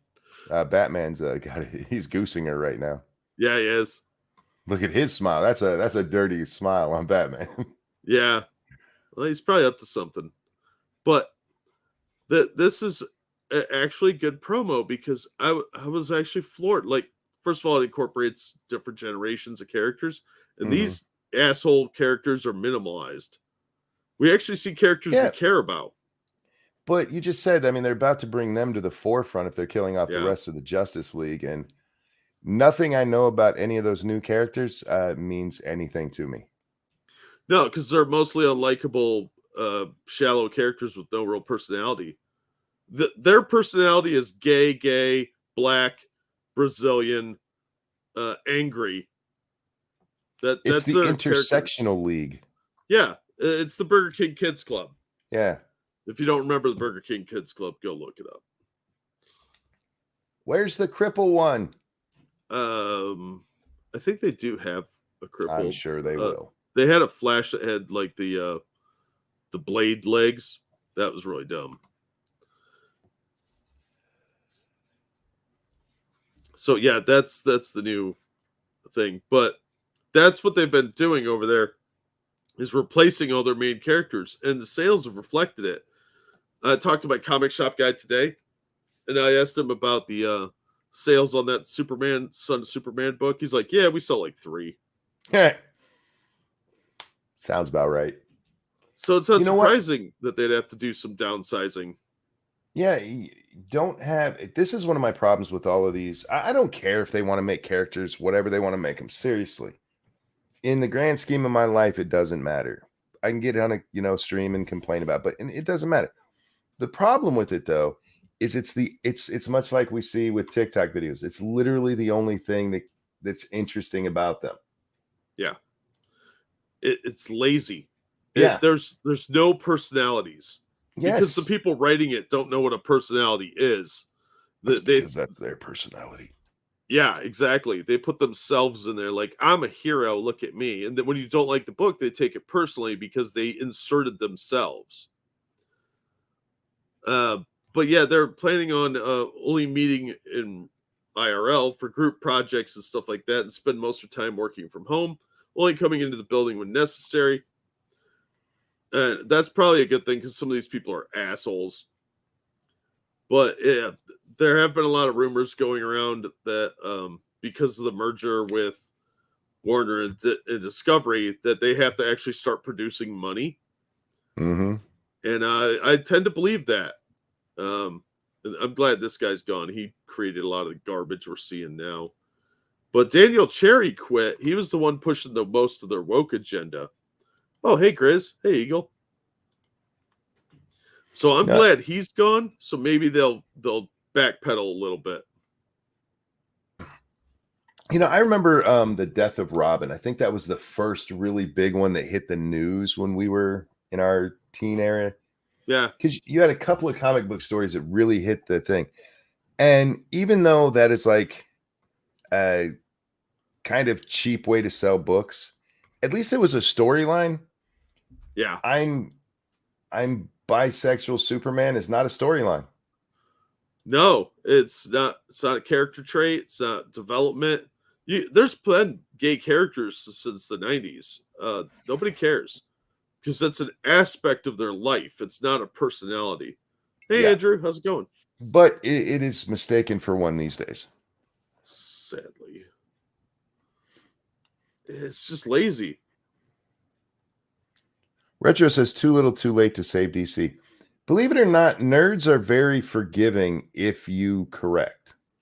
Yeah. if they course correct, people will come back and buy the books. But unfortunately, they're not course correcting; they're doubling down. Mm-hmm.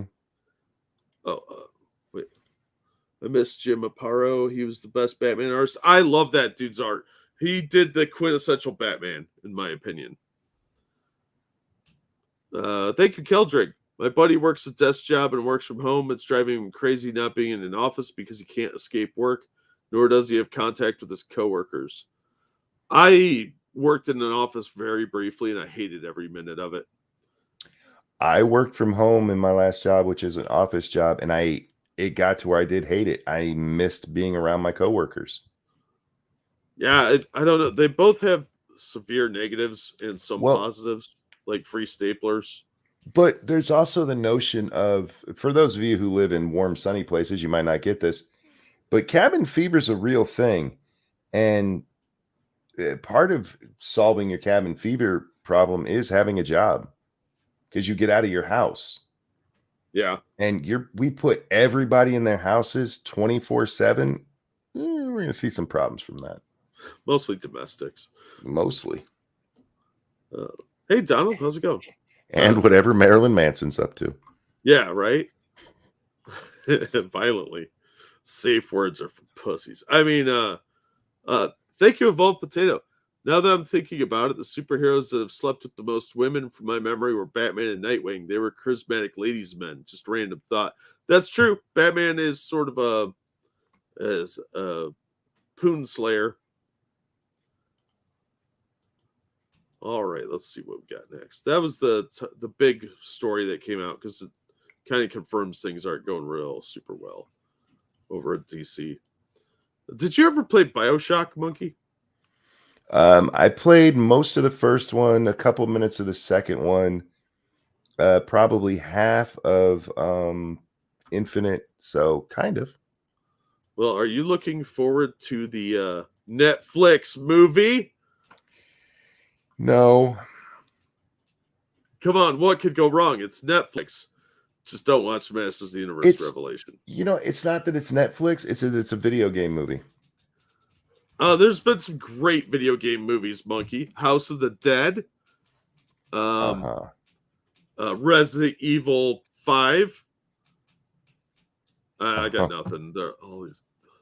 I do like House of the Dead because it's a cheesy movie, but they never go into it the right way. Either they try to turn it into something Hollywood, destroying what the game was, like they did with Doom. Yeah. Or they miss the fact that you're taking a game that has, like BioShock. What's the game time on that? That's like a 15-hour game, 10-hour game, something like that. Oh, easily. You're gonna boil that down to basically just the story beats, a couple of action sets, and what you really find out is, if you just watch the story of video games, they're sometimes not really that interesting. Yeah. X vs. Sever is the best video game movie. Stop! That movie sucked so many balls. Doom was better than X vs. Sever. Made more sense, too. Even with Sonic, I mean, Sonic the movie, they take the characters from the video game and put them in the real world. The characters in the video game aren't in the real world. So they had to change that up to make it in any way watchable. Yeah, I never understood that. Like, a Sonic movie should be taking place in the same world as the video game. I don't know why they have this compulsion to move everything to the real world. It's easier to explain everything. I guess. It's probably cheaper to film, too. Yeah, the Super Mario Brothers is a perfect example, Frosted. That movie sucked balls. That movie is absolutely horrible, and if you haven't seen it, you got to watch it. And Lou Albano should have played Mario. Let's be real. I didn't have a problem with Bob. What's his last name? Hoskins. Hoskins, thank you. Playing Mario, he still kind of had the same look. It was Luigi that threw me off there. John Leguizamo. Totally and different. How the brothers weren't brothers. It's best if you don't try and figure it out, because you're gonna get distracted by the Koopas and yeah. Luigi was a Puerto Rican. What the heck? Oh, that's true. Product placement is important, Evolved. Absolutely. Yeah, I just don't get it, man. But this movie's probably going to be an unmitigated disaster, like so much crap that hits Netflix. And get ready for a lot of, yeah, somebody said they're going to put MAGA hats on the big daddies. Now, if Netflix got together with the creators of WoW and made a WoW series, I'd watch that. Because I think they could do a good job with that in a series. The problem is video games are either too long or too short for a movie.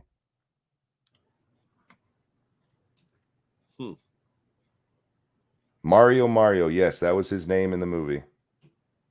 And Luigi was Luigi Mario. Yeah, that's lazy. And he was an adopted Puerto Rican kid. Don't get it. But I have a feeling this is going to be like some kind of anti-Trump screed, because remember, BioShock was inspired by like Atlas Shrugged and some other stuff. Yeah. So, yeah, I don't know.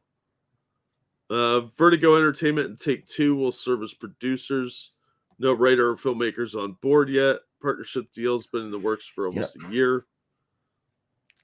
Again, don't make it a movie. You gotta do something like this as a mini series. I agree. That way they could devote more time to it and get the look and feel of it right. I don't know. Dennis Hopper nailed the part of Bowser. Stop. Bowser wasn't even a dragon. Instead, he looked like one of the extras from Cheech and Chong's Up in Smoke. Yeah, with a lot of hair grease. Oh, man. It's going to be Cowboy Bebop redo. Yes, Ryan. Sadly, I have no faith that Netflix can do anything good anymore. They started out good, then they put all these weird diversity mandates in, and everything went to shit fast. Yep. So, yeah, well, I don't have a lot of faith in this. It does say in there, and I guess it depends on how much you care about it, but The Witcher has done well for them. And I still haven't watched it. I haven't either. But even people that I know, are like, there's a little too much. Instead of hanging out with The Witcher, you're following the chicks way too much. And they're like, whoa, it's based more on the books. Like, okay, but nobody's watching it for the fucking book. Stop it. Whoops. I keep dropping F-bombs on your stream. Oh, I've been doing it all day. Don't worry about it. But even them, I mean, most of them are like, okay, the stuff that's a little more than I'd like is still forgivable because the rest of it is okay. So, I mean, they have that under their belt. But again, The Witcher's a series, not a movie. I don't trust video game movies. Yeah. Like you said, this would be a better TV show, like a mini series. Man, if they ever made a mini series of Red Dead 2, I'm there. That would be a great one. That would be a perfect one. The story is already all written for you. Sounds kind of ableist. Just saying. They're going to hate it because they can't have like some pink-haired weirdo cripple or something. I know, but you still, I mean, they have some of their diversity and stuff in there. The cast of Red Dead 2 is a very diverse cast. It really is. And women play a major role. It would be a great show for somebody to pick up. Yeah, I don't think they want to invest in a Western anymore. See, Hollywood goes through these phases where they hate certain things, and the Westerns seem to be on the outs for some reason. The thing about Westerns is they're one of the few genres that have survived the test of time. While they had their big day in the sun, good Westerns are always rewarded because it's part of Americana. And yeah, you can do great things with that. And I don't know if people have approached Rockstar and Rockstar's like, hell no. I also think like several of the GTA games, and again, scripts already written. They wouldn't even have to do anything except film it. So we got to jump into some game news here because I got a few things game related. My kind of game or your kind of game? Like board games. Your It's kind Monopoly, of I'm down. game. Oh, like the Battlestar reboot. Yeah, the Battlestar reboot at least was done well, comparatively speaking. But I don't have any faith Netflix can do a good reboot with diversity, as opposed to just blatant lazy pandering, because that's what they do. So this one kind of ties in. Wolfenstein is getting a board game. Why? Why not? Everything needs a board game. Because it's a first-person shooter. That is a hate fact. All Archon right. Studios is releasing Wolfenstein, the board game, based on the classic first-person shooter on March 31st of this year. In the new miniatures board game, players are headed into the original cast of Wolfenstein to take out that German guy or the Austrian guy from the 40s that ran Germany. Yep, game comes with rulebook, mission book, 6 hero models, 45 enemy models, 4 boss models, 8 map tiles, 8 corridor tiles, 182 cards, 190 tokens, 12 custom attack dice, 4 dashboards, 14 plastic doors. This is going to be a cross between Space Hulk and Zombicide. It's going to be $120 too.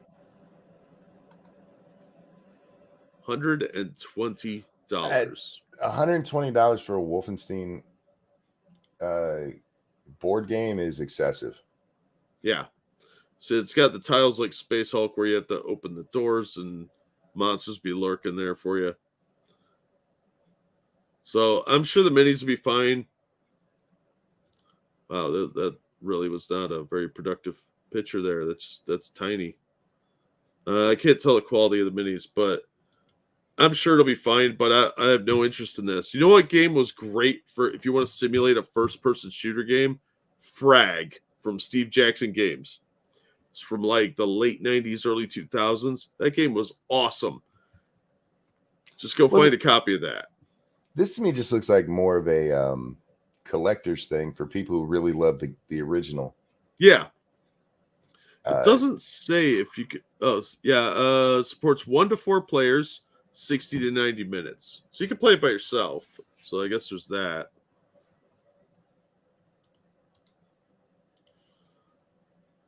I gotta be honest, and I know I'm not a board gamer.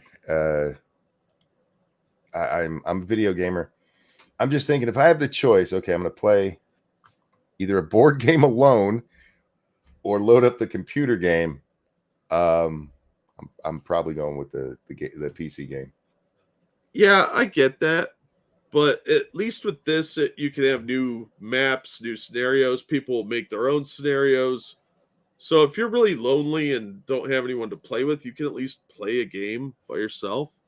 But there's only so many of these type of games that aren't going to be successful, though. I'm not trying to poo-poo it because I'm like I said, I'm not that kind of board gamer. But yeah, that does not sound fun at all. No, not really. It might be though. I don't know. I do like some of those games, but I already own a copy of Zombicide. I don't need, I already have games that I could play by myself if I really want to, but I'm too lazy to do that, quite frankly. Yeah, donate to Jack Streamlabs. That's a good point. Thank you, yes. Eagle. Like, share, and subscribe if you haven't already, because this is some thrilling shit, let me tell you. There's Streamlabs. It's also pinned at the top of the chat and in the description. All right, we got a couple more things here. Betrayal, House on the Hill. Have you ever played that one? No. All right, with these board games now, they have traitors in them, so you could betray your teammates. Oh, nice. Yeah, it's kind of cool. This one's been around for a little over 20 years. And Avalon Hill had put it out, and Avalon Hill went out of business. TSR bought them up, and now Wizards of the Coast owns them, which means Hasbro owns them. But they're coming out with a 3rd edition, and it's up for pre-orders, and they're making some changes. And they're the changes you'd expect. So that today they provided details. This is from the 1st. on what longtime fans can expect, unlike second edition and spin-off editions of the game, which the second edition was really good. The core experience is getting a refresh. Details are below. So, I think you know where this is going to go. I have a feeling. Yeah. It's Battle for Survival. For starters, third edition features updated art and unpainted miniatures because they're cutting corners. But the most interesting involves the gameplay. Hasbro notes, we've moved away from the haunt matrix, which determines how the game would twist and change when the haunt was rolled. Instead, players now choose a scenario card that reflects why their characters have come to the house.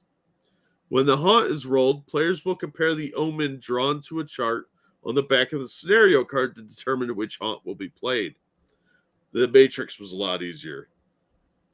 Many other characters have been made, including 50 unique and original haunts, or changes, I'm sorry. House features with modern touches, such as spotty cell phone service, a reluctant trader rule, and numerous items, omens, and events original to this version of Betrayal House on the Hill. It's going to be $55.99, right? What they're not telling you is the diversity of the team. They really downplayed that. Well, that's probably smart. Yeah. This article is from comicbook.com. The article from Dice Breakers played up the diversity angle because they wanted you to be able to play that strong, independent black woman that goes hunting for ghosts. It's just lazy. But that's Hasbro in 2022. So apparently they've, from the rumor mill, I can't verify this, they ran it through some screeners to make sure that it was, BIPOC approved. Sure, yeah, why not? Yeah, because that's a job now. I always like a game where you can stab a friend in the back, right? Yeah, this game is really fun if you have like 3 or 4 people that are into it, but if people aren't into it, it's just boring. So if you got like people that want to play a game where you're trying to fuck with the other players because you're a trader, yeah, this is a fun one, but somebody's not into it, it'll ruin the whole game. So for $60, you might be better off just getting Arkham Horror, because that's $63. This is $56, and Arkham Horror is a better game. Let's be real. So that kind of sums up the board game aspect here, but I do have some role-playing news. And I know you are all going to be excited to hear that now Doctor Who is coming to 5th edition. I mean, he looks so happy to be there. A role-playing game using the D&D 5e gameplay system and based on the popular science fiction series Doctor Who has been announced. Doctors and Daleks, because they couldn't come up with a better name, is a new tabletop RPG inspired by the long-running sci-fi series that focuses on a mysterious time-traveling character called the Doctor.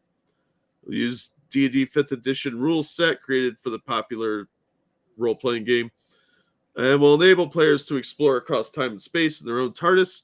The Doctors and Daleks Player's Guide will provide game players with the information you need to play, and then there'll be a Game Master Guide.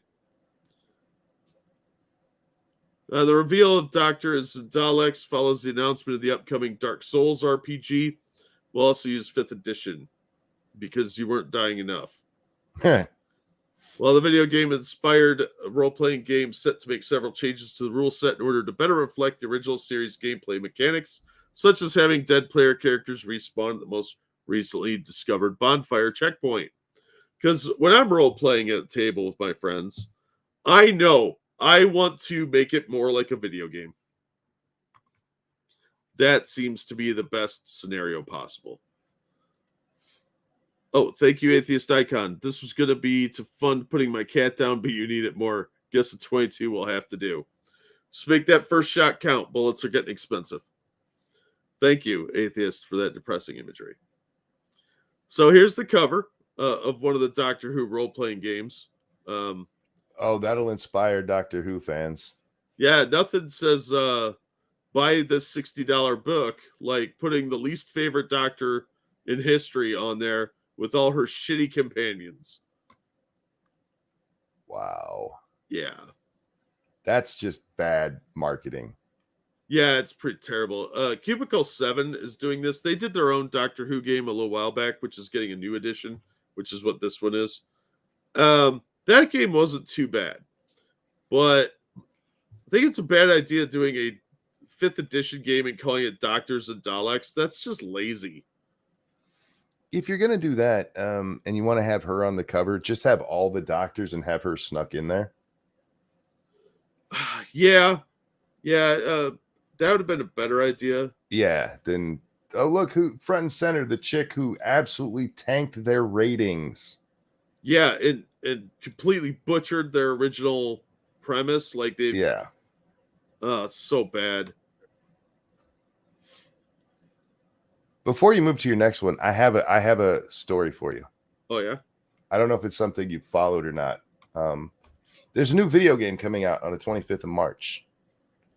That is a really cool premise that comes from a DLC from Borderlands 2.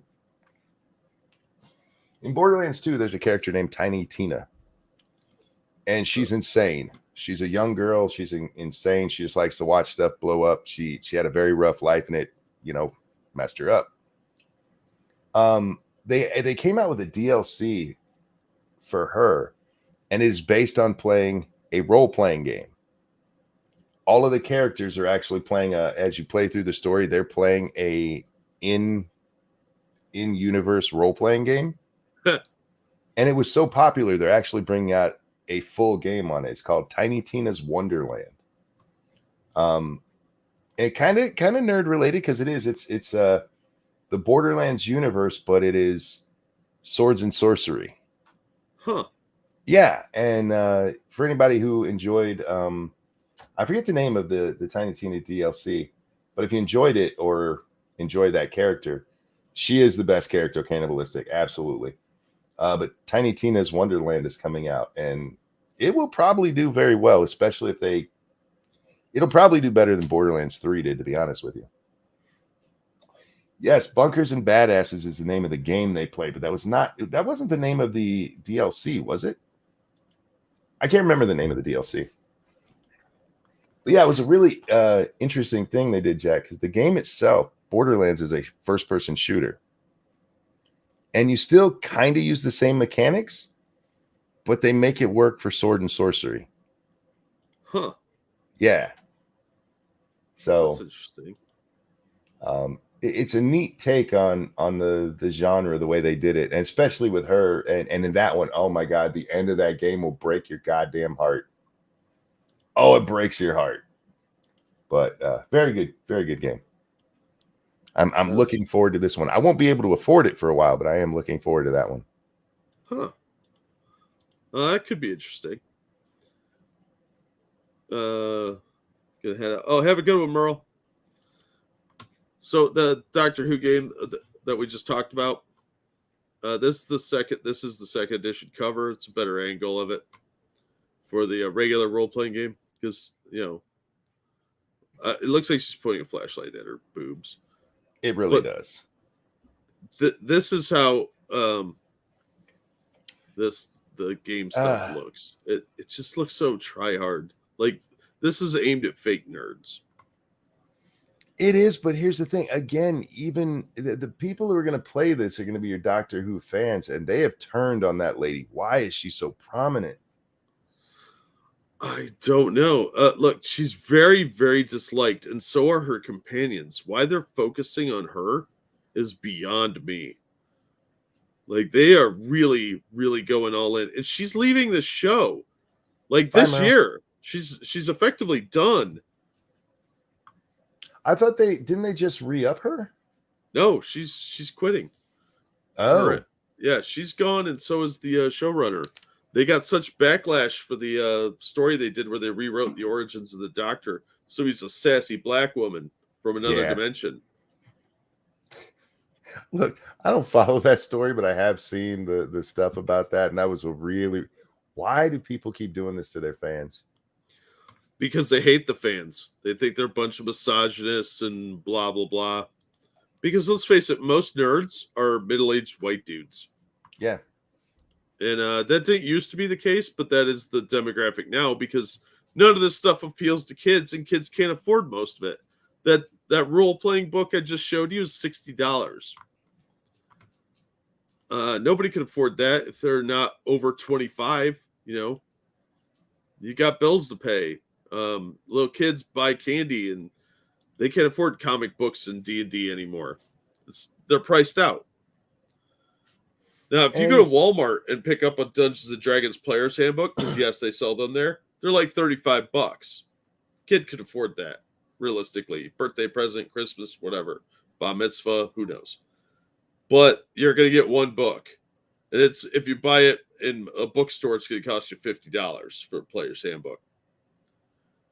You're pricing people out of the market. I get why they're raising the prices, but you're right. They're absolutely pricing people out. And they're like, I don't know why our sales are down. Yeah. Yeah. And because of the pandemic, the sales for D&D actually went up. But people aren't paying full price for those books most of the time, if they're paying for them at all. And if you are going to do that, it better be quality. Yeah. Yeah. Thankfully, overall, I've been pretty impressed with 5th edition stuff, but I don't own much of it, so that's not really saying a lot. But when we were younger, D&D stuff was way more affordable. Yeah. So you're alienating the people that would really be your target demographic, which are like high schoolers and college students. Those are the people that you want to build brand loyalty with. I think my first book I ever bought was a Player's Handbook for 2nd edition, and it was like $15 or $16. Yeah. But if 35, that's why I'm saying 35 is not too out of line, because with inflation, that's not that bad, but they want $50 retail for that. That's ludicrous. Mm-hmm. You don't have that many people that can afford that. And if you're running the game, you need 3 books. That's $150. Yeah. Plus a DM screen, probably buying a couple adventures too. That adds up real fast. But if you want to play D&D, and you don't want to invest the money, there's other games out there that you can buy off Amazon, or you could go to Broadway, Monkey. You know why? Because D&D's getting a musical. Oh my God! I hope it's based on the movie. That would be amazing, but no, I'm afraid not. Musical inspired by Dungeons & Dragons called Here There Be Dragons. A new musical quest is coming to New York. Takes story elements and thematic cues from the popular RPG, focusing on a group of friends whose experiences of playing D&D have brought them closer together. Doesn't this sound amazing, Monkey? Doesn't this just scream action and adventure? Uh-huh. Sounds like a bunch of people sitting around talking.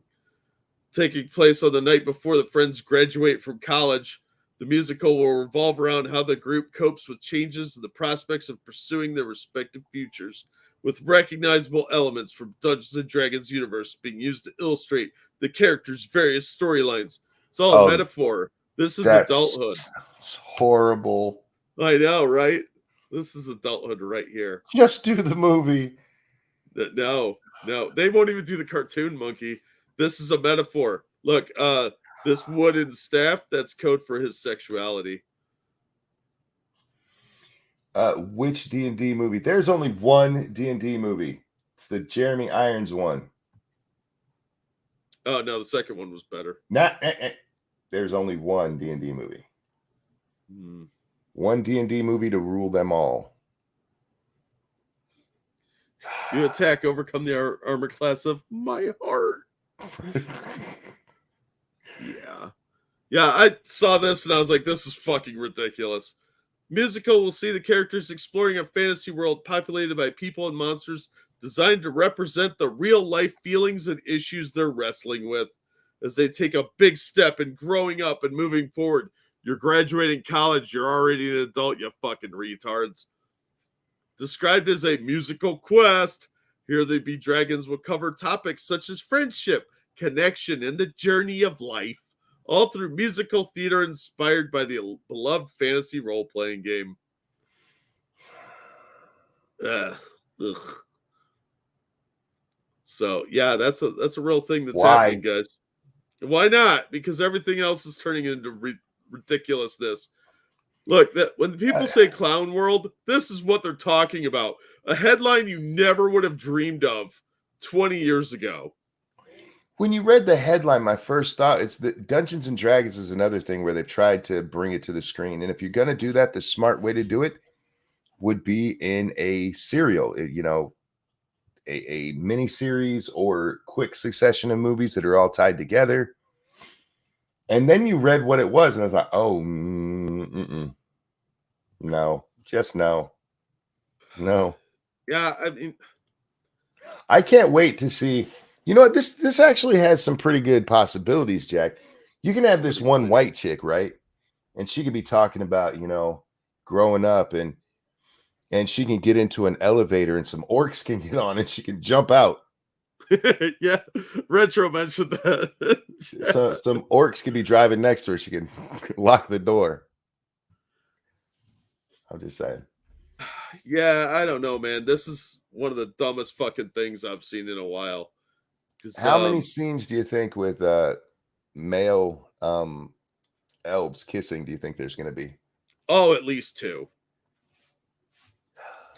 There's going to be like a lot of sexuality metaphors, a lot of racial justice nonsense. That's the only thing I can think of is everything's problematic and oh my God, you have to grow up. Oh, life is so fucking challenging. What is wrong with these people? One of them can sing about how they're going to go out there and fight for COT, critical orc theory. Critical orc theory. Oh, what's sad is that's probably there's some possibilities for this if you have a sense of humor. Yeah, but not done seriously. I would watch this to laugh at it, but I mean, it doesn't say the ticket prices, I don't think, but I mean, I can't. Oh, it's $47 to see this, and you have to go to New York to see it. Like, I would buy the bootleg DVD off a street vendor for $10 just for the one-time comedy value before I used it as a coaster. But for fuck's sake. Follows an official D&D event that took place as part of a 2021 D&D celebration last September that saw several celebrities performing in a musical playthrough of the RPG that was streamed live. And included Anthony Rapp from Star Trek Discovery. Yeah, $47 to see this fucking disaster. If you're in New York and you go see this, let me know what you think. Because if you're in New York and you go see this, could you please, how do I want to say this? When they say put your cell phones away, don't listen to them, and then send me the result. Yeah, I'd be real intrigued to see that. This is some like weird dinner theater shit. I don't know, man. I kind of want to see it. I got to be honest. Not because I'm like, oh, this is going to be great, but this is going to be a dumpster fire. Yeah, and I would absolutely love to see it. For all the wrong reasons. Oh man, I don't know. It's hard to follow up D&D musical, but I got one article left. Any other additional thoughts on the D&D musical? Well, I was just thinking, you think there's going to be a scene where this white chick is in her dorm and 5 orcs come in and they film it and throw it up on the Christian Science monitor? Well, I hope so. With a orcish flag on the bed. They're the orcs from the football team. How can I say no? My daddy told me to stay away from orcs. Hey, Beth, the tiefling is here to deliver the pizza, but I don't have any money. What do we do? Let's cast Warp wood. There can be some really, really good fun with this if they had a sense of humor. That's all I'm saying. Frosted said there'll be a song about dealing with nocturnal missions called Magic Missiles. Yes. Oh, wow. Thank you, Keldrick, who says the STD is spreading. Yes. Yeah, pretty much. It is. Space herpes. Ice Pirates was way ahead of its time. It really was. And for the final article of the night from Bounding into Comics, Trial of Amazon's artist Joelle Jones is accused of tracing X-Men art by Pepe Larraz. Huh. So this is Joelle Jones's art here. It's Donna, the former Wonder Girl. And here's what she's accused of stealing. Scroll back up. And down. Oh, come on. You're not even trying. It's kind of a generic pose, but yeah, I could see this, how they could say that pretty easily. Because aside from the hair, it does look very, very similar. Even the hair, if you look where the part is, that one only brings it down in front of her eye a little bit further. It's just the shape of the hair is different. Yeah, it's mirrored too, but the back of this is different. Otherwise, it does look very similar. Greg Land used to get busted on this sort of thing all the time because he would trace like porn models or like slutty pictures. Allegedly. I don't know for a fact he did that, but that was always the accusation. Some night's going to have his horse kneel on George Orc. Scroll up just to, can I see the top one again?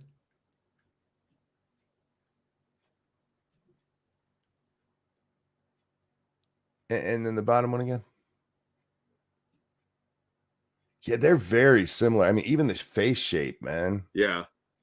Like the features are different. That one has much better facial features than this one. Well, they have different styles. I actually like Joelle Jones's art a little better because she tends to do more detailing, whereas Larraz cuts corners a lot. So notice how smooth that face is. There's no. She doesn't have cheek structure, but neither does that one. That's a flat face. But she's got the better eye. Like you got eyebrows here, but she's got like the eyelashes and stuff.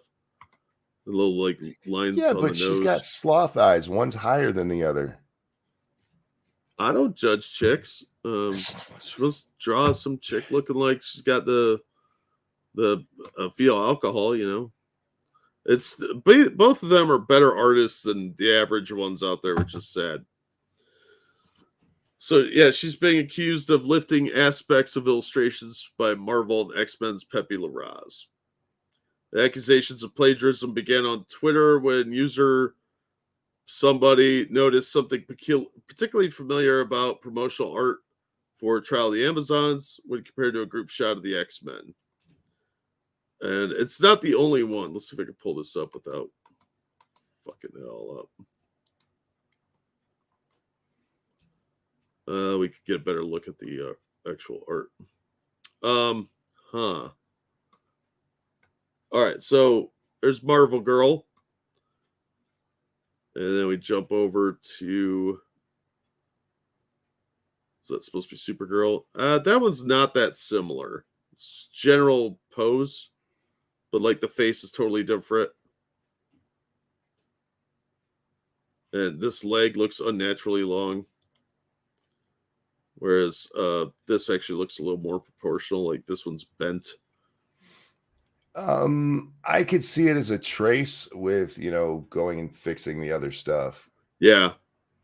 Because even that long, that leg isn't as crooked as the other one, but it's unnaturally long for that character. Yeah. Yeah, I mean, I see where they're getting this. So it does look very, very similar. Especially this one compared to the other one. It's just mirrored. Yeah. Can we talk about this face? What is happening here? I was going to make an orc joke, but I'm going to save that for later. Yeah. I got about 5 jokes I can't say on the air without getting in big trouble. What is this here? This is the group shot. Yeah, but what are the drawings, the uncolored ones that's part of this group? Oh, those are just the black and white.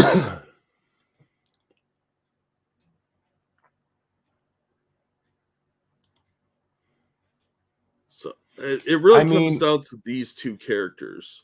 And with them being in the same shot, I can see why people would be saying it. Yeah. Because the chance of you getting those same two poses in the same two shots just by accident, Yeah, if this one hadn't been here, I would call it like a possible coincidence. But yeah. the fact they're both in there, that's kind of weird. They do have some pretty generic posing though. Like this looks like trash actually, and this character's very popular for some reason, but I don't care about this book at all. So I see what they're saying. So, Yeah, there might be some merit to it. I don't think this is definitive proof, though. No. I mean, if they copied the entire panel, like same poses for everybody, fine. Then I would say, yeah, there's something funny going on. But go back to the other one, the one that's supposedly stolen.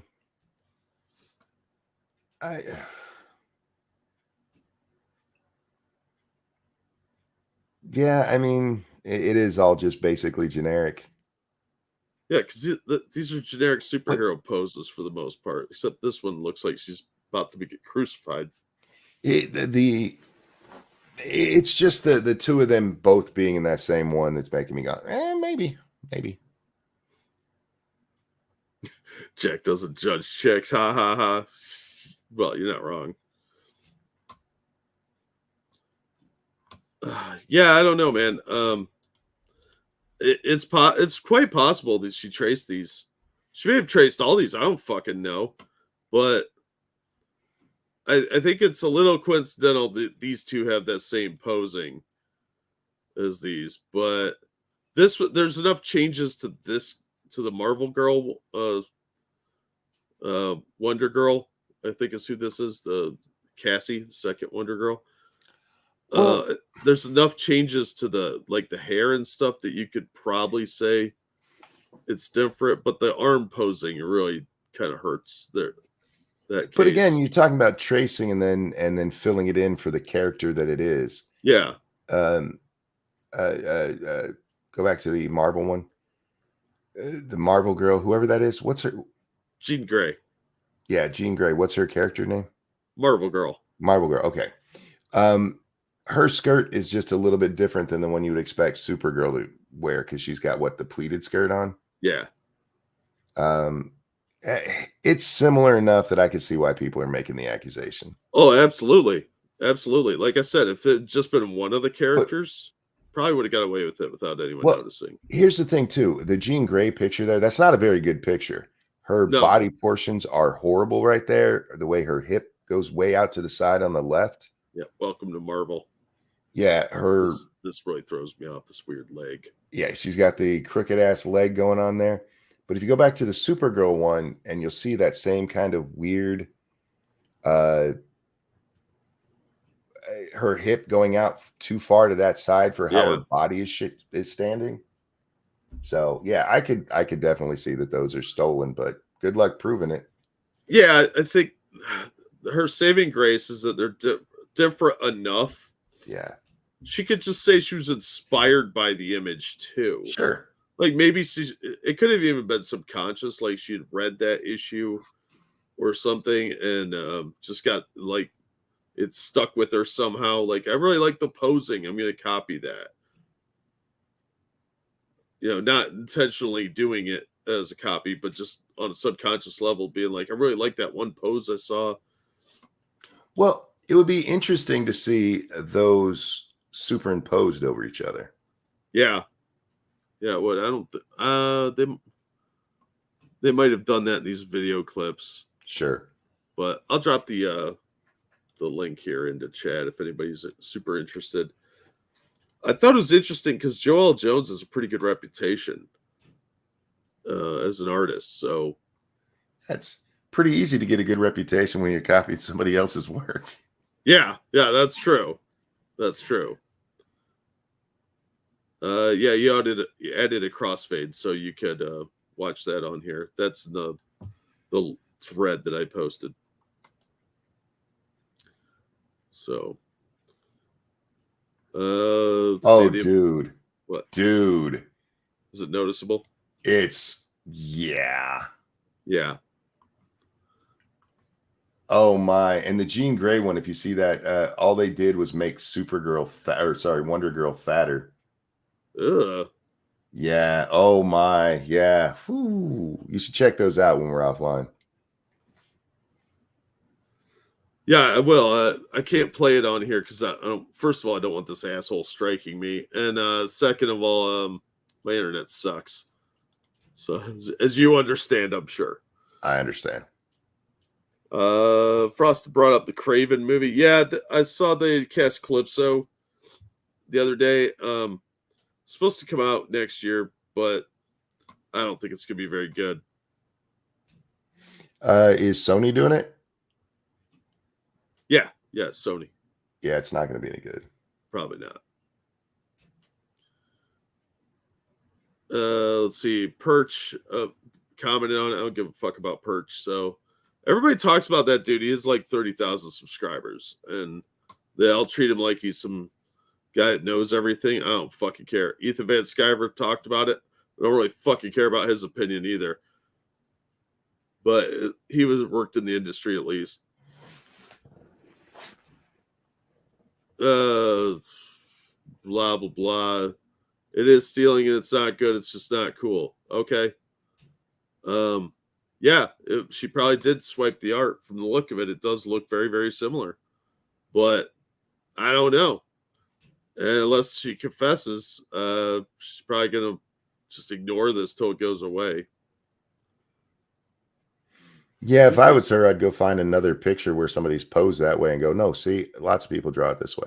Yeah, well, this pose is pretty much a generic flying pose. The arm is different, by the way.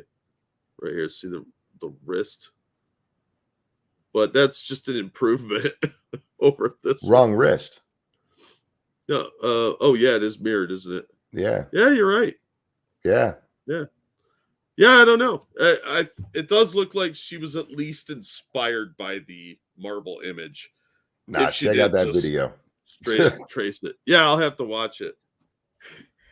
But yeah, it looks pretty bad. It does. If she swiped it, she should probably apologize. If she swiped it, she should keep her mouth shut and be like, I don't know what y'all are talking about.